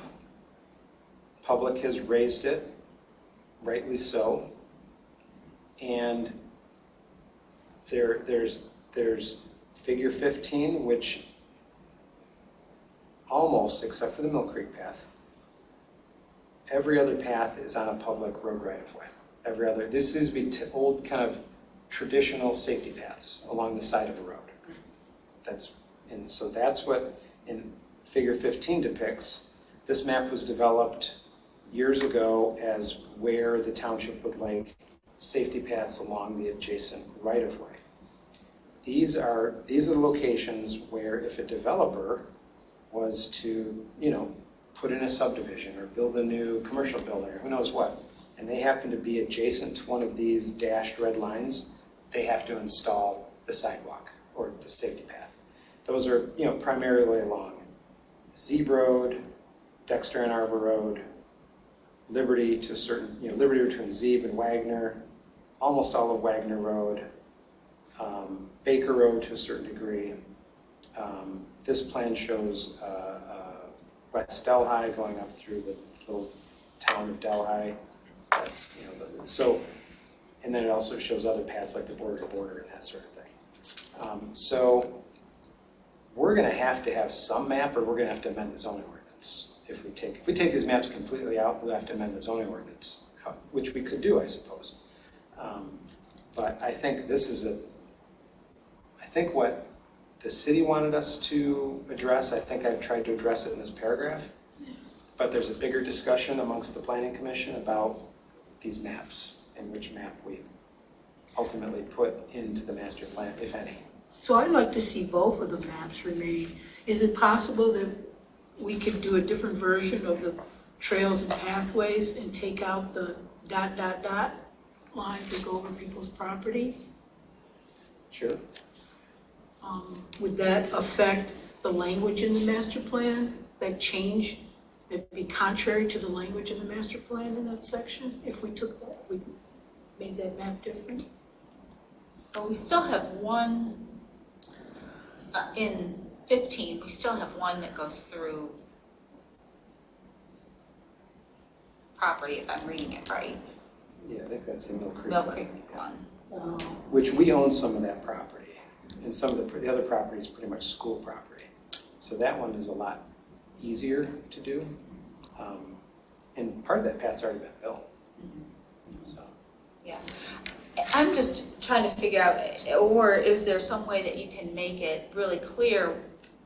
Because I agree, when you're talking with developers, if you have a plan that you want some sort of connectivity through a certain area, it's really helpful to have that. Because otherwise, then there's no basis for that discussion in a plan. But if, and I guess in this age of Google, where somebody just pulls it up and puts it out there and doesn't recognize that it isn't a, this is concept. This isn't, there are no rights of way. There are no nothing.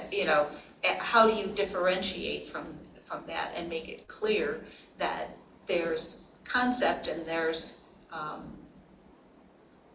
a legal easement issue? Yeah. that was a shock to me when I heard at the Google Map thing. That's pretty unbelievable, to tell the truth. I mean, I believe it, but I can't, it's surprising. The downside of digital. Commissioner Coto. I wonder whether it would make sense for us to consult with the TAP committee about how best to revise the map and maybe find some way of mostly putting in the routes that are pretty clearly underway and just doing like a huge broadband of, in this area, we'd like some other trails, but some way to better distinguish what's an actual plan versus what's an area that we would like to be served by the paths without having already pre-selected a route. Would there? Commissioner Chang, do you have any thoughts on this from TAP? Yeah, I'm happy to bring that up. We do have a meeting this upcoming Wednesday, so I can bring that up and we can try to address the map. But I want to go back. To me, I don't want to pick on Woodview, but that was a PUD.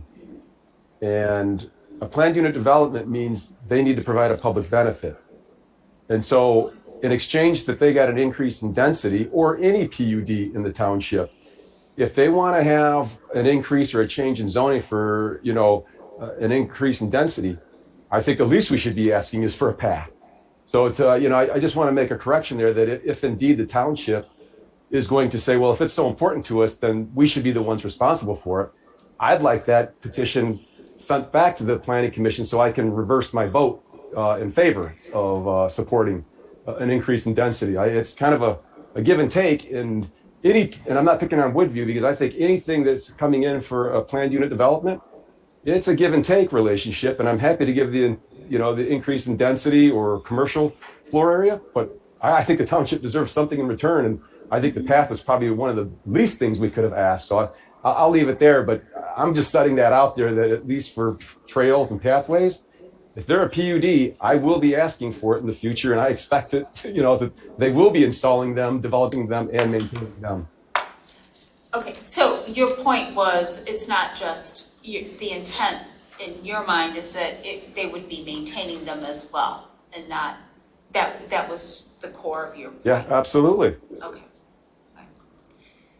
Yeah, and that's fine. And the map that's figure 15 would be required for even site plans. This would be, the way the zoning ordinance indicates is that any project that has frontage on one of these paths is required to install it. So it's really not even a PUD thing, it's just a site plan thing.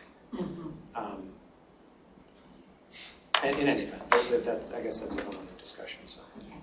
Yeah, I'd appreciate it if you would bring that up with the TAP meeting, and maybe there's a way that we can say points that we want to connect without an actual route through them or something like that. I don't know. And what I would prefer, Commissioner Chang, if you're going to be talking to the committee, what I think we have to come to as a planning commission, ultimately the township board, right now we have two maps. We have figure 15, figure 16. They don't exactly match. We need to come up with a single map, or no map, however this works out. But the way it is right now, we've got the TAP map as reference, and then we have figure 15 is the one that I would use in trying to apply the zoning standard. And this is, the more I look at this and with the comments from the public, this is causing confusion. And I would like to go to a single map here, this would be my preference. And I think there's an option. Oh, go ahead, Commissioner Hyde. Just to pick up on what Doug Luan is saying, I think that there's the safety map, if I could call it that, has a direct merit to keep in, and the TAP map, I'm thinking was put in to show how we're trying to project into the future, and it isn't a complete image right at this point. And perhaps we don't want it in the master plan if that is not finalized, and keep it in the TAP group itself, and maybe even on the web page as an item of in process. But that, again, that's just a thought. Yeah, and I was good, that was sort of what I was gonna comment on. There may also be an opportunity where you reference the TAP committee, the TAP work and plan, and that also allows TAP to continually update the plan, where the master plan may not get updated for 5 years. And so if we reference that, it allows the TAP plan to be more fluid and not, you can still reference it when you're talking with developers and so forth, but it isn't, technically a set map in the master plan. Thought? Yeah, I think it's. I like that. Yeah. So when we talk to, let's say, not to harp on Woodview, we wouldn't need the map of paths in our master plan. We could still have that conversation with them about paths. Yeah, particularly based on Commissioner Chang's comment. If it's a PUD, we can, it doesn't have to be a map. Okay, anything else on item 2? All right, item 3. Okay, so this is a couple items for the Gateway sub-area itself. The first was, they were talking about public transportation, and we already have a section in the current master plan. Page 68, item 5 indicates public transportation along Baker Road should be provided. So it's existing language. That's basically exactly what they asked for. So it was already there, and I'm sure they didn't look at the whole master plan. And then also to eliminate the discussion of commercial uses within the Gateway sub-area. And I will just do that. I missed that the first time around. So those were the only real discussion items on the Gateway sub-area specifically. So thoughts and comments on number 3. Any other comments on number 3? I just wanted to, I was focusing in on this public transportation. Are people envisioning AATA transit buses going down there, routes, or were you thinking of the Wave? They have some fixed route service too. Yeah, all of the above, as long as it was a regular route. And I wonder, our millage that goes to the AATA, there's a portion of that that's passed through to Wave for services. And I wonder if that would be included in our current dollars we give Wave. I don't know. This will not. I don't know if you guys know, I'm on the Wave board now. Okay. Yeah, and I think there's, just as we're talking about transportation too, I'd like somehow, and Commissioner Chang, you may have a way of doing this, but as we're thinking about transportation, and this is for the environmental task force too, is to think of transportation as multimodal and not just think of public transportation and bike transportation and car transportation, but really try and think of it holistically. So what other things would you have in there? Well, it has to do, there are multiple ways of, thinking about which streets really want to be complete streets, and there are a lot of different ways of thinking about transportation and promoting multimodal. Anyway, okay. Number 4. This is the last one and probably the biggest item that I didn't. Again, I was a little surprised by this comment, but and not a bad comment, just a little surprised.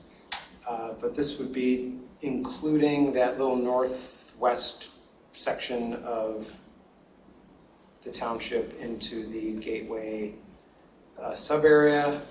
That area is very interesting because right now that little section of Dexter Chelsea Road has a whole bunch of different zoning districts. That, you know, it can't be more than a mile. It's not a mile, it's a quarter mile, half mile. And it's got agriculture zoning, medium density residential zoning, multifamily zoning, general commercial, composite commercial, and light industrial zoning, all in that about 1/4 to 3/4 mile or half mile stretch.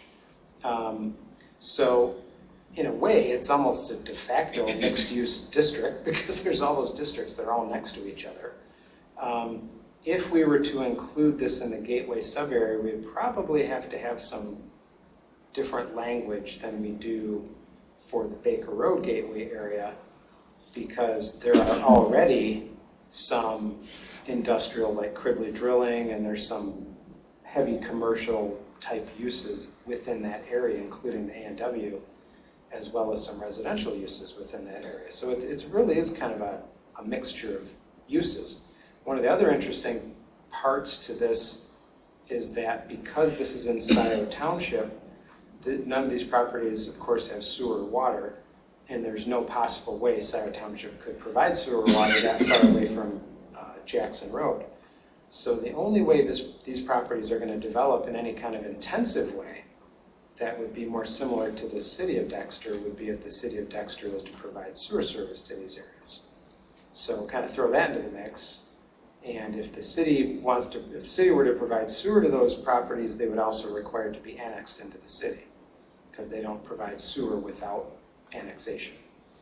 So I know there's a lot there, but is this something we want to deal with? Right now it's master planned office industrial. End of story. That whole strip is office industrial. The village or city just sort of brought this up and said, hey, what do you think if you included this as a gateway as well? Perhaps allowing mixture of uses, that sort of thing. So I thought the idea of the gateway was, I'm sorry, Jay. Go ahead. Very brief. I thought the idea of the gateway was to create more density, right? Partially, yes. And that small stretch on Chelsea Dexter,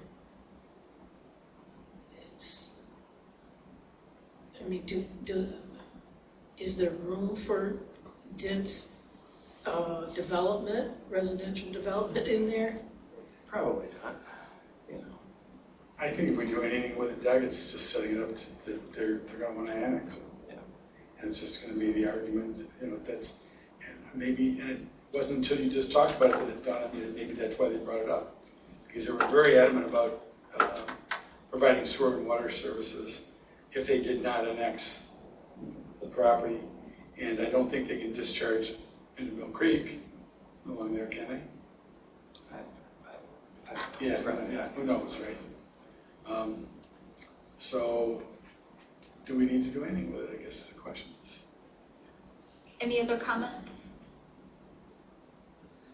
And I'm just thinking that I would just maybe keep it shorter and just say that it doesn't seem to match the uses and focus of the proposed gateway subdivision. Because if you bring up the sewer and water thing, then that starts that other discussion.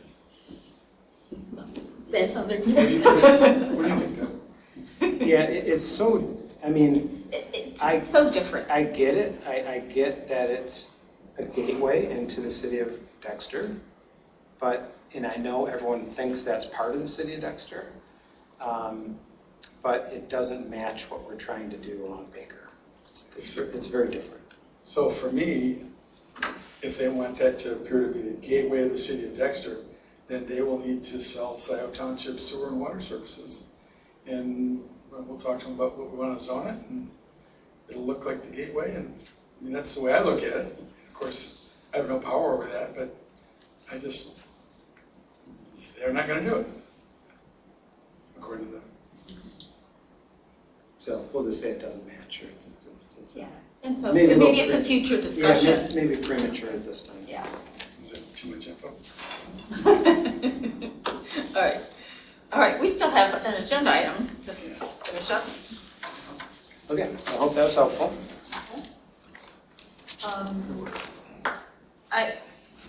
The next one was, this one got edited, unfinished business. Our Folks, I just wanted to take a temperature of hybrid meetings versus all online, given the county's recommendation that public meetings be, or masks be worn in public, since we've gone into a different level of transmission.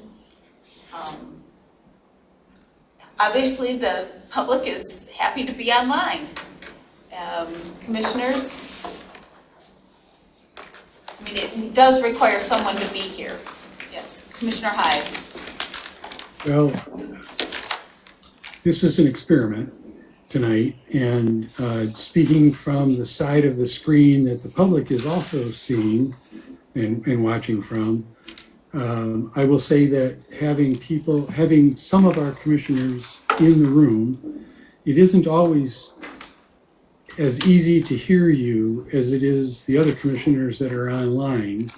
It could be the placement of the microphones. It could be that you're facing each other sometimes rather than the microphone. I don't know the answer to that since I'm not there. There's also a dynamic that's different with us split up. I see raised hands on the screen and I hear commissioners talking to each other without noticing that. So it could just be that we need to learn that technique. But having it be hybrid like this, there's going to be a learning curve. And if there's nobody coming to the meeting in person, perhaps we do want to consider going back the way we were. That's my thoughts so far. Originally in person. Any other commissioner thoughts?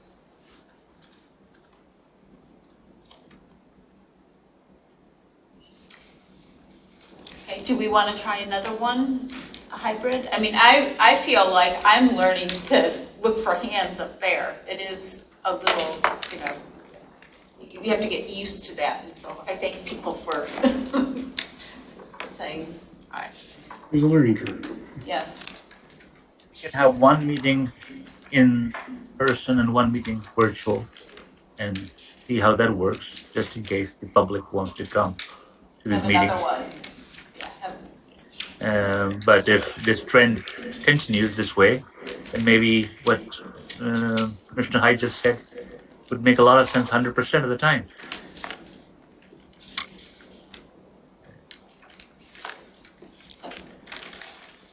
Commissioner Cartel? I mean, I take what the Washtenaw County recommendations are seriously. Scio hasn't yet made their own decision. I'm sure the BOT will be considering this and will have further guidance. But I do think we need to be prepared to go back to all remote. Go back to what? All remote. Is the, okay, so for right now then, we'll just keep it as hybrid unless the BOT changes their course, and or if the threat level or if the level of transmission goes up another set, then I think there'll probably be a mandate coming. And I think once there's a mask mandate, that makes it difficult.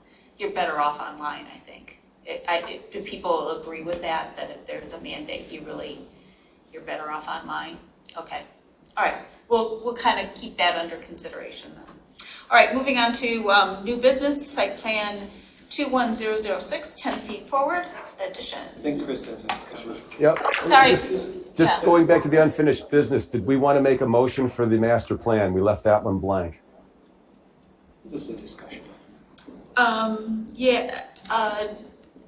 Luan saying it's just a discussion item, but I think the intent was that we could send that memo to Dexter, right? Okay, yeah, I'll just send, as is, I'll just ship over. Yeah, except with the last changing Okay. number 4. Right. Yeah, okay. Good. All right, Okay, so all right. Our site plan, I think we have, I think Joe Maynard is the applicant. I'm going to promote him to panelist. And then Joe can tell me. So Joe, so Joe, could you, I don't know if you're still there, is there anyone else here from your group? Yeah, the owner's actually here as well. Jeff, if you can promote him, and I think Monica. Okay, Monica. And then who else? Jeff, it might be on the same. Okay. Yeah, I don't see a Jeff. So, okay. All right. I just want to make sure I got the right people promoted. Okay.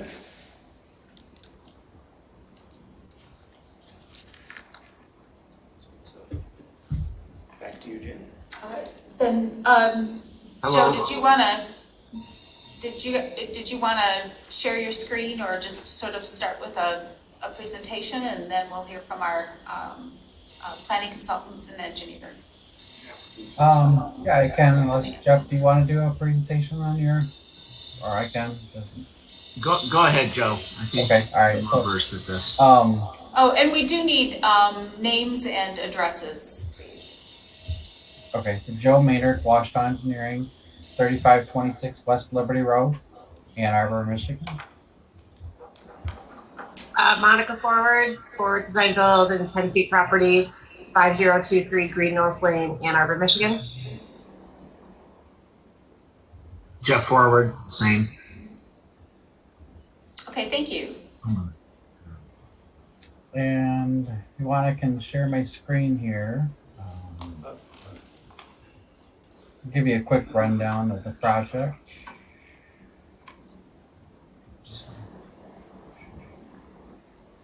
There you go. Okay, can you see that? Yes.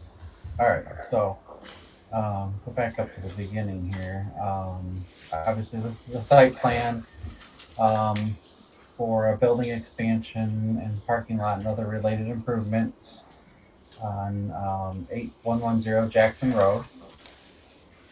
So the existing building is on 1.3 acres, existing parking lot and a smaller existing detention pond.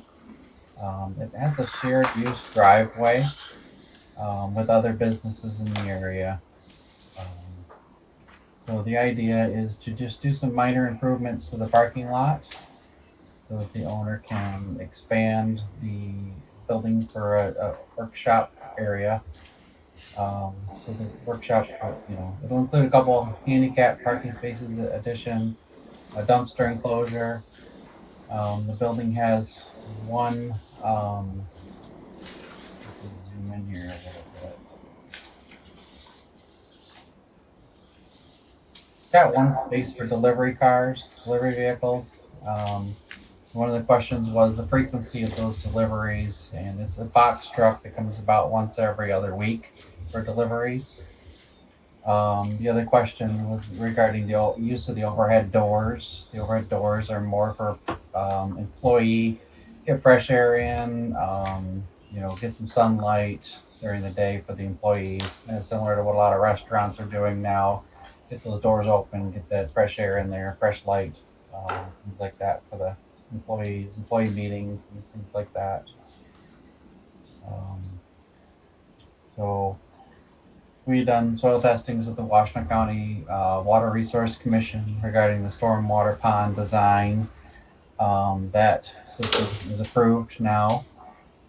We also have a tap connection with the Washington County Road Commission, so we'll need a permit for that. So that is in process. Really, it's a pretty simple design, simple building addition.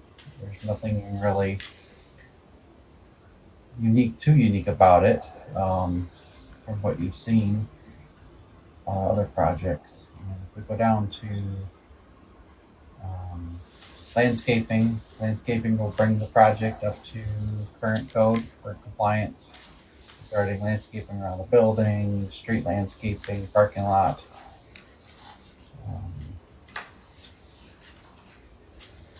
Existing building with the addition, and then some renderings regarding building materials and view. I guess I should have done that in color, but I guess at this point we'll just kind of turn it back over to planner and engineer and any questions or comments that you might have. Yep. Okay, let me put back That. group here.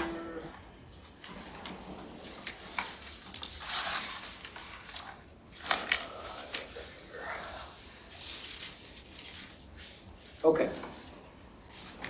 All right, and I can switch back to the screen if the Planning Commission wants to go back to that. So this is a site plan, as was mentioned by the applicant, and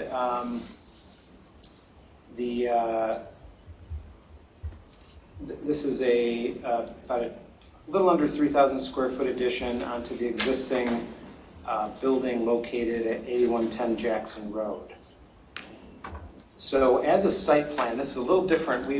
Lately, I think the Planning Commission has seen a lot of like conditional land use reviews and PUD reviews and things like that where we have some discretion in the approval.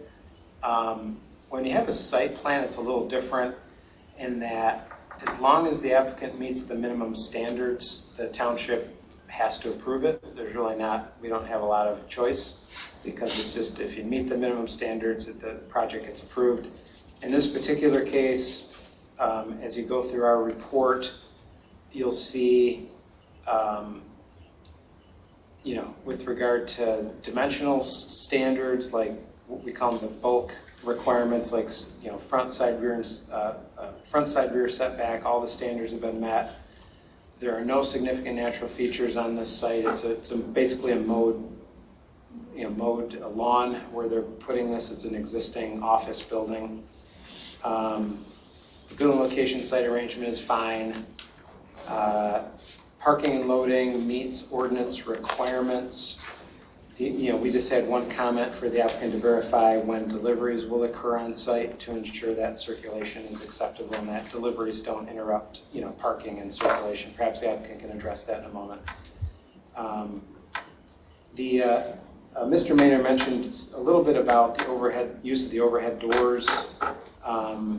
I think I caught some of that, but maybe you could address that a little bit more. We just want to make sure the overhead doors aren't for a lot of loading activities because that would impact your circulation. Otherwise, they're fine. If they're just for, as you said, employees and for letting air into the building, that sort of thing, then there really is no issue. We have no issue with landscaping. The applicant has addressed our landscaping concerns. And incidentally, this is our second review of this project. This goes through a staff review meeting before it gets to the Planning Commission. And if there's outstanding issues, we have them resubmit. We did that. We had a staff review. They didn't meet all the standards the first time around. They resubmitted. We did our second review here just last month in July, and they addressed the comments we had previously. So the plan's in very good condition. The only other issue, it's not really an issue, just an informational item from the applicant is they will have to apply for a sign permit, obviously, for any kind of reface to the existing sign on site. The applicant did provide floor plans and elevations. We have no concerns with the floor plans and elevations. And at this point, we believe with some real minor exceptions, as we mentioned, we think the applicant has addressed the standards for site plan review, and we say warrants placement on the Planning Commission agenda for the Planning Commission's ultimate review and action. So our only issue is for the applicant to provide a little more information on the use of the overhead doors to ensure that that's not going to be used for, a lot of extra loading that could impact circulation on site. And then kind of related to that, when truck deliveries might occur. But other than those two circulation issues, all other standards have been met, and we would be prepared to recommend approval of the site plan. Thank you. OHM. Good evening, everyone. We also recommended approval in our July 23rd review letter. The applicant had addressed all of our previous comments. Like Doug said, we had a staff review meeting earlier this month. The comments provided in our letter are preliminary detailed engineering comments that can be addressed in the detailed engineering review phase, which will be after PC approves them. So if you have any questions for us, we'd be happy to answer them. Thank you. Commissioners, questions, comments? Commissioner Coteau. Just curious about the 34 parking spaces when 27 are required. I don't know if that's a question for you, Mr. Maynard, or Mr. Luan, if you can help us understand that difference. The site had the existing parking spaces, and there was no desire to remove any at this time. I don't think there's, I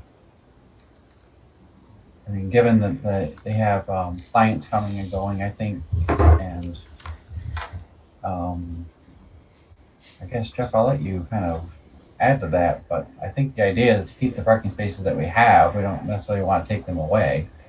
Right, correct. It's the parking spaces that were there. We have team members, we have clients, we have company cars, and a few extra spaces is helpful for us. So we wanted to keep those. And we would prefer not to spend the money to remove something that's there. Yeah, and that's how we looked at it as existing. We didn't even raise the issue of township waiver because those parking spaces were existing. Commissioner Holland. Some questions here. Are there any retaining walls on the site? I believe there's a small one. Go ahead, Joe. Yeah, I was gonna say there are a couple existing retaining walls. There's wood retaining walls. They're actually on the west side of the building. Some of those will actually be removed and the grading revised so that they're not necessary. But the one that is basically west of the building is going to remain because we're not working in that space. So my question is, what are the maximum slopes on these landscaped areas? We typically try to stay to the township maximum of 1 in 4 slopes. When we start to exceed that, then we start looking at retaining walls. So I'm really confused then, Joe, because I'm looking at the upper parking lot versus the lower parking lot, and looking at what appears to be some handicap parking spaces on the upper parking lot, and then going from a grade of 931 down to 920 or 921 over about, looks to me like over 25 feet.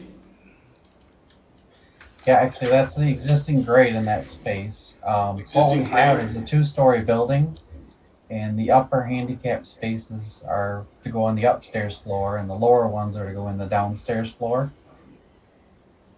That existing slope is well stabilized. I believe it's mowed and maintained, and there's no current erosion issues with that slope, so we did not want to go in and disturb something that's existing and functioning, and change it. And the new detention area, was it 1 in 5 or 1 in 4? I think it's 1 in 4. Stacy would know, but I think it's 1 in 4. Stacy's at 1 in 4 or 1 in 5. I just want to make sure. I believe it's 1 in 4, and when you go steeper than that, you typically have to provide a fence. Okay, it's just always a question of mowing, whether it can be mowed. Okay, that's my question. If engineers, if OHM and Carlisle Workman are happy with it, And I guess, did you want to address Mr. Luan's question about the, just making sure we understand about the use of the doors? Yeah, on our updated plans, when we submit for final engineering, I realized that it's not on this set, but I added it already to the plan, so in my mind it was done. But the loading zone is going to be used once every other week, basically for a box truck to come in and deliver material, supplies to the building. It's not a daily use or anything like that. It's basically once every other week they get a delivery. And then, like I mentioned, the overhead doors are really for employee use so that they can get some fresh air into the building, and they have some company meetings so that they can open those doors, get the sunlight, enjoy that summer time feel indoors while they're working. So it's really for the employees' benefit. Right. And then I just had, if you're considering, I noticed you weren't adding any parking lot lighting or anything, but if there's any building lighting to consider, making sure they're shielded lights. And I don't know, there's quite a bit of concrete out there. If it's, you're opening doors, to make it a nice area, would you consider any landscaping out there? So those are just considerations, not their comments. Landscaping is required. Well, not on that side. Okay. Yeah, not on that side. So anyway, any other comments from commissioners? Then we'll entertain a motion.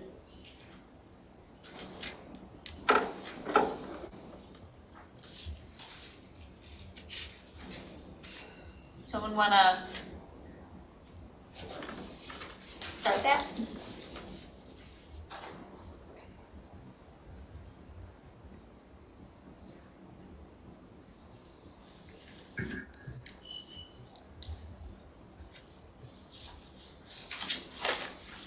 I think we have a sample. Commissioner Chang.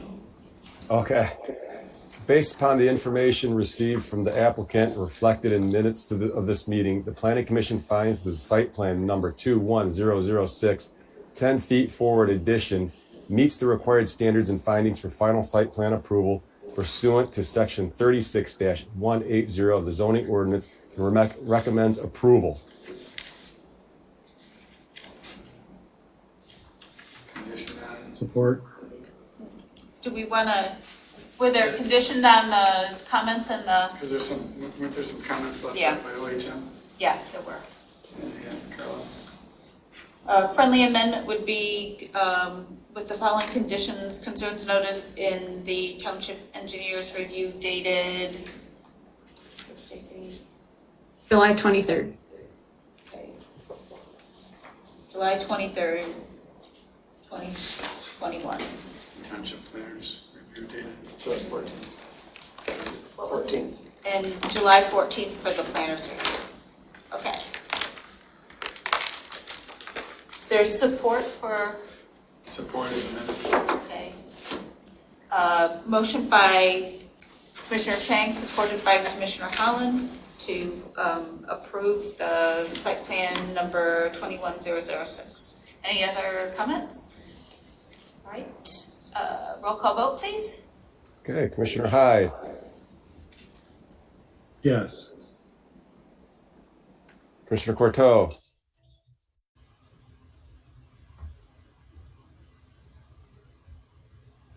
Yes. Commissioner Holland, Yes.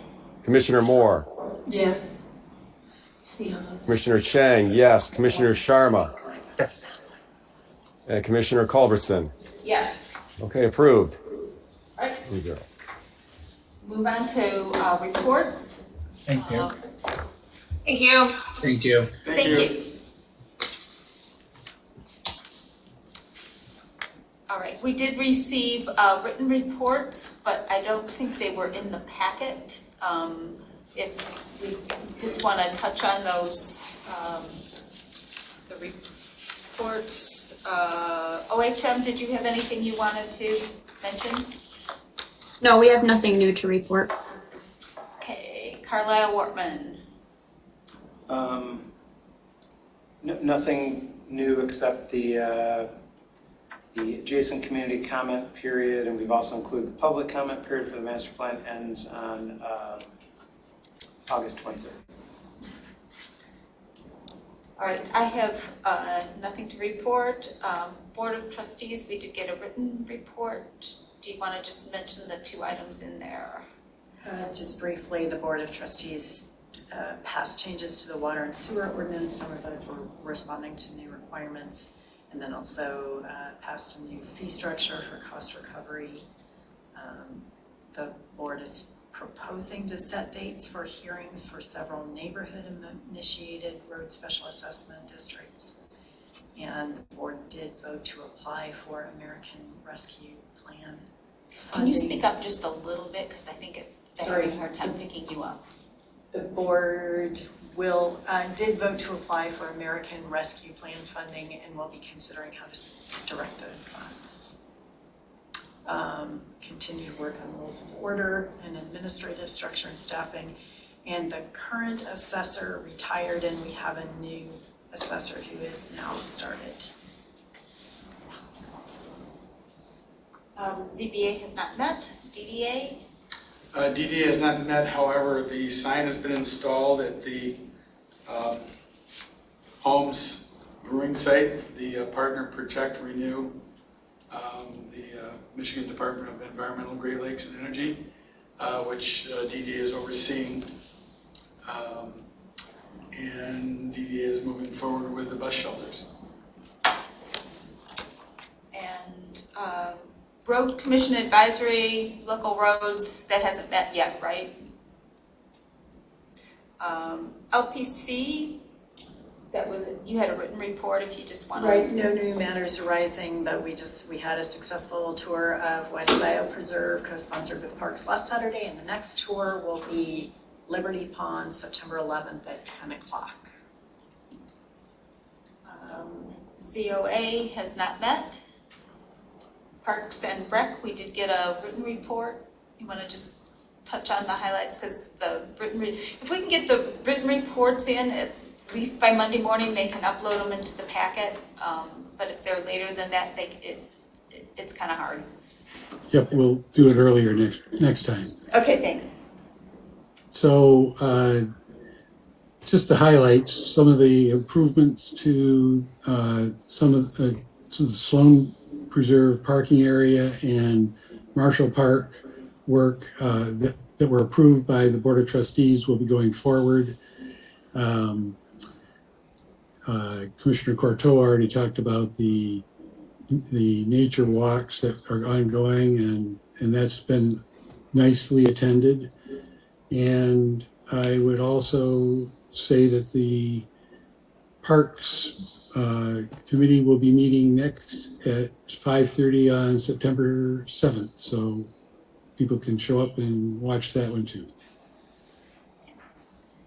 Thank you. TAP? Yep, as was previously mentioned, we will be meeting this Wednesday, August 11th. We were going to be discussing possibly adding a new member and also the Sustainability Task Force. And if I can change the agenda, possibly talking about revising the maps that are in the master plan. So we'll see if we can at least start that discussion. Hearing member Watershed Council?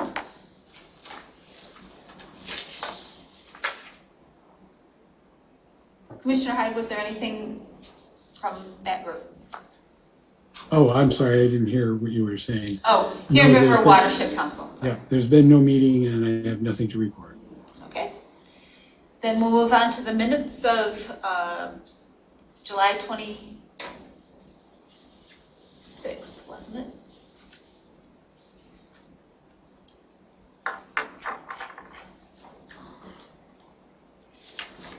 Commissioners have any revisions to the minutes of, they should be July 26th.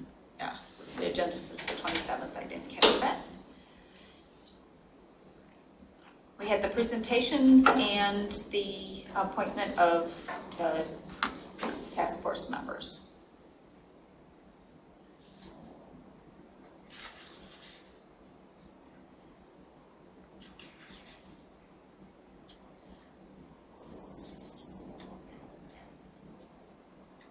I'll entertain a motion to approve the minutes as drafted.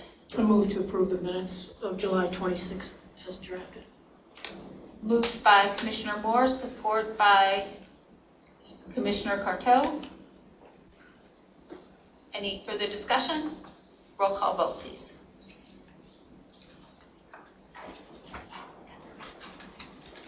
Okay, Commissioner Holland. Yes. Commissioner Moore. Yes. Commissioner Sharma. Oh, you're muted. Yes. Commissioner Courteau. Yes. Commissioner Hyde. Yes. Commissioner Chang, yes. Commissioner Culbertson. Yes. Okay, carried. And are there any other issues to come before the planning commission? Do we just want to mention that the task force is launching this week? Sure, yeah, so the environmental task force will be, they'll have it'll be a virtual meeting. It's at 11:30 and they'll be posting the agenda with a link, so any planning commissioner members are welcome to join us. It's basically a presentation by the interns, getting to know each other and looking kind of at structure and moving forward, and the task force members have homework. Is it a published meeting? It will be public, yeah. It'll be. It's been published? It's been published. The agenda is not on last time I looked, the agenda hadn't been put up yet. Okay. All right, anything else? And I'll entertain a motion for adjournment. So moved. Second. Moved by Commissioner Moore, seconded by Commissioner Holland. We adjourn. Roll call vote, please. Hey, Commissioner Holland, Yes.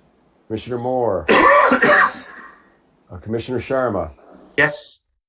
Commissioner Corto, Yes.